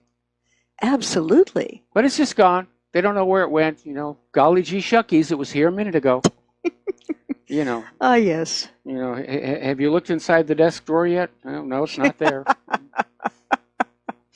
Wanted to bop over to South America. Apparently, sanctions on Venezuela are going to remain even after American prisoners are released. And Vice President Pence said sanctions will remain on Venezuela despite the release of a U.S. prisoner and his wife on Saturday. Joshua Holt and his Venezuelan wife, Thami, arrived in the U.S. accompanied by Senator Bob Corker, who helped to negotiate their release. Mr. Holt and his wife had been imprisoned in Venezuela for 2 years on charges of concealing weapons. And Mr. Pence tweeted, "Very glad that Josh Holt is now back with his family where he has always belonged. Sanctions continue until democracy returns to Venezuela." And I have a comment about that. Yes. First of all, Venezuela is a democracy. The problem with Mike Pence is they don't like the guy who won the election. No, they don't. And anytime they start talking about restoring democracy, it's a code word for we're going to go on in there, we're going to blow up a lot of important stuff, we're going to kick out the existing government and put in somebody that we like, who will be obedient. Who will sell Venezuela's oil only for the U.S. dollar. Well, the Venezuelan people are pretty doggone independent-minded. And if they made the choice of Maduro, that is who they voted for. And I think the presidential term is 6 years in Venezuela. Yes, it is. Yes, it is. And I've got to say, this is a pretty doggone cruddy way to thank the president of Venezuela for a prisoner release. One would think that there would be something at least symbolic, Mike, but oh no. Nope. Venezuela is definitely on the to-be-invaded list. And again, this is the U.S. foreign policy, no diplomacy, no negotiation. They're running foreign policy like mafia enforces. You know, it's a nice country you got down there. Be a shame if something bad happened to it. So you got to do what we tell you to do, right? Right. Well, what I have noticed is that Maduro and Putin have developed a way of selling Venezuela's oil and cryptocurrency to Russia, thereby getting completely outside the U.S. sanctions on Venezuelan oil. Really? I didn't realize that Russia was buying Venezuelan oil. I know that Venezuela offered, I think it was India, a 30% discount on the oil to use Venezuela's cryptocurrency. So now Russia's doing, wave of the future, what can I tell you? Getting on to the Middle East, and this is this is a very sad moment. Pro-Saudi forces have seized a district and pushed closer to key North Yemen port. They have seized the Al-Durehami district on Sunday in the latest of a series of districts taken in an offensive whose ultimate goal is to capture the port city of Hodeidah. Hodeidah is the lone port city now for rebel Houthi movement and subsequently the only sea route for humanitarian aid for millions of people. And dozens were killed in the last day of fighting in Durehami, with pro-Saudi officials claiming 150 or more have been killed in the past 4 days. The Houthi-aligned fighters ultimately were forced to flee and reportedly left a number of weapons behind. Apparently, this offensive against Hodeidah is intended to end a protracted stalemate in the Saudi invasion, where little of note has changed hands in months. The fall of Hodeidah would be disastrous for the Houthis and for civilians, with human rights groups predicting massive starvation if the port falls. Yes. Because there'll be no more humanitarian deliveries. So apparently the Saudi goal of starving the Yemeni people into submission appears to be one step closer. And the U.S. government and military are enabling these war crimes. I'm going to say that again, folks. Enabling these war crimes in Yemen. And one has to wonder, where has the boy been? The B.O.Y., Butcher of Yemen, a.k.a. Prince Salman?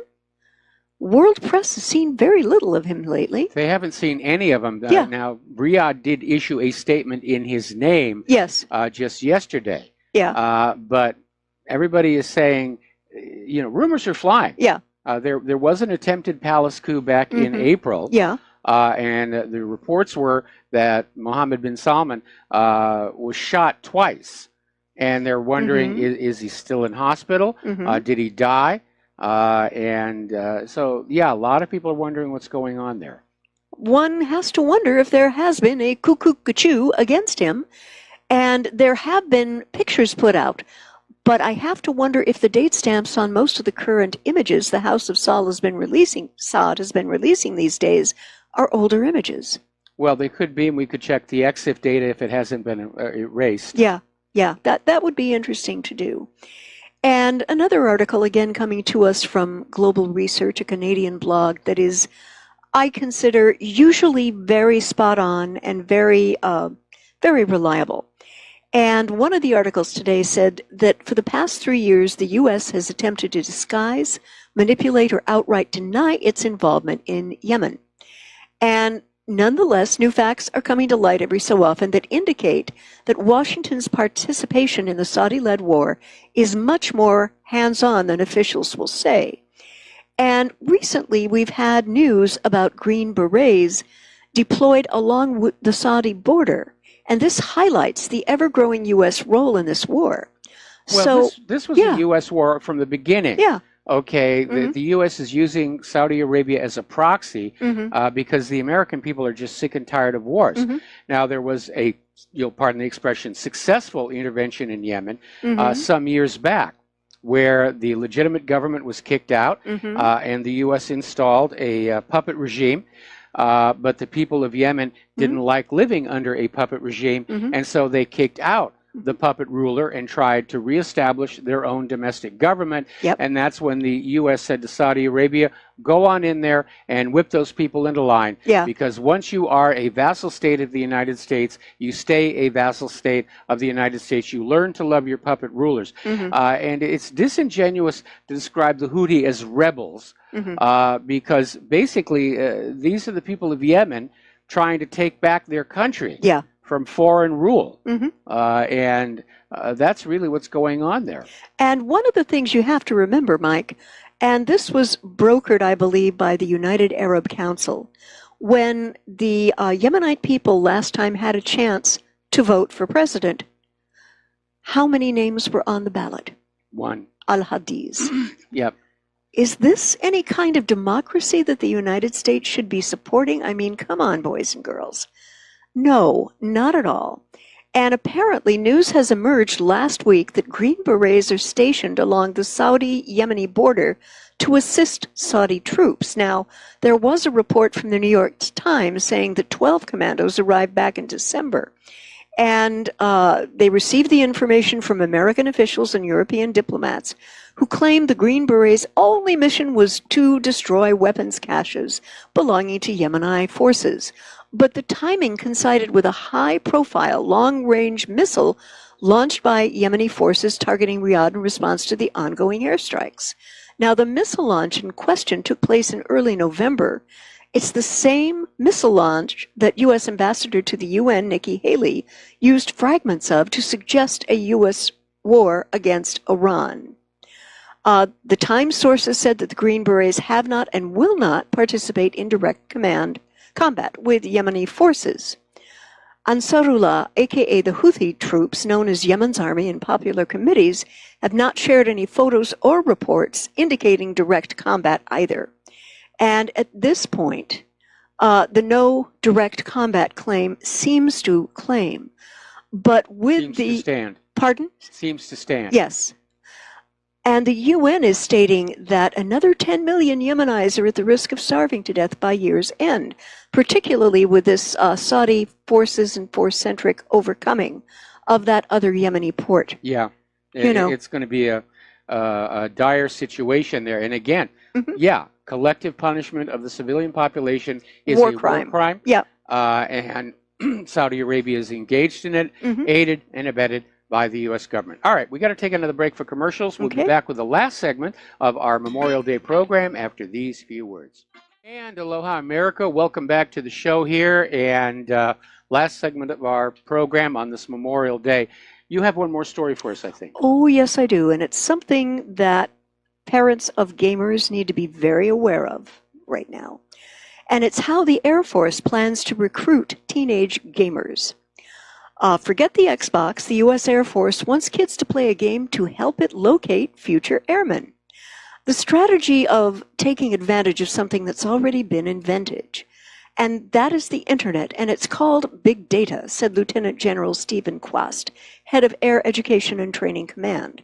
Now, what this service has been collecting, and they say that this is perfectly legal. The service has been collecting data to develop an online game for high school kids. They would play anonymously, identified only by an IP address, Quast said. The service would collect data without violating their privacy. I don't know where he gets that.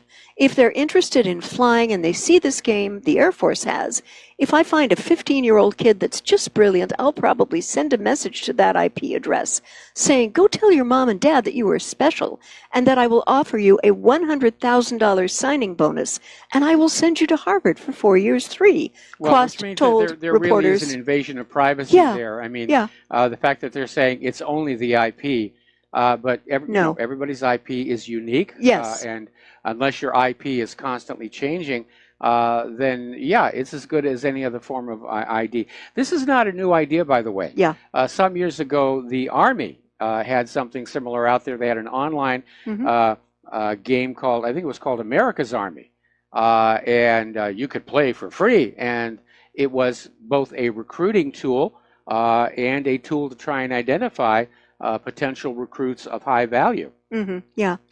And if there is an interview set, parents, go with your kid on that interview. Ask the recruiter where the paperwork is that fulfills these promises about signing up with the Air Force. Well, hang on right there. Yeah. Even with paperwork, okay, the courts have repeatedly ruled promises made by recruiters to military recruits are not legally enforceable, even if they're on paper. Wow, I did not know that. Yeah. Wow. This has come on down before. I mean, they'll say anything to get you to sign that contract. And then, sign on that contract. We're going to make you a pilot. And then you spend your entire time in the Air Force repairing helicopter transmissions. You can't sue them. No. You know, and it's basically, you know, you're in the military now, you will do what we tell you, and these promises made by the recruiters are not legally enforceable. They're basically told, yes, we can lie to you to get your kid to sign up, and once we've got the kid signed up, that's going to be it. Well, you know what the Air Force is desperately needing right now, right? Pilots. And recruits for the Predator drone program. The class that just graduated the Air Force Academy, I think 400 of them are headed for flight training, 60 are headed for the Predator drone, but the Air Force is also recalling to active duty about over 1,000 people. Yes, I remember. So they definitely have a shortage of personnel. Yeah. But here's our music. Okay. So it's the end of our show. Please stay tuned for John Stadmiller. I'm sure he's got a lot of interesting things to share with you. And have yourself a good Memorial Day. Have a safe Memorial Day. And we'll be back tomorrow. Aloha, America.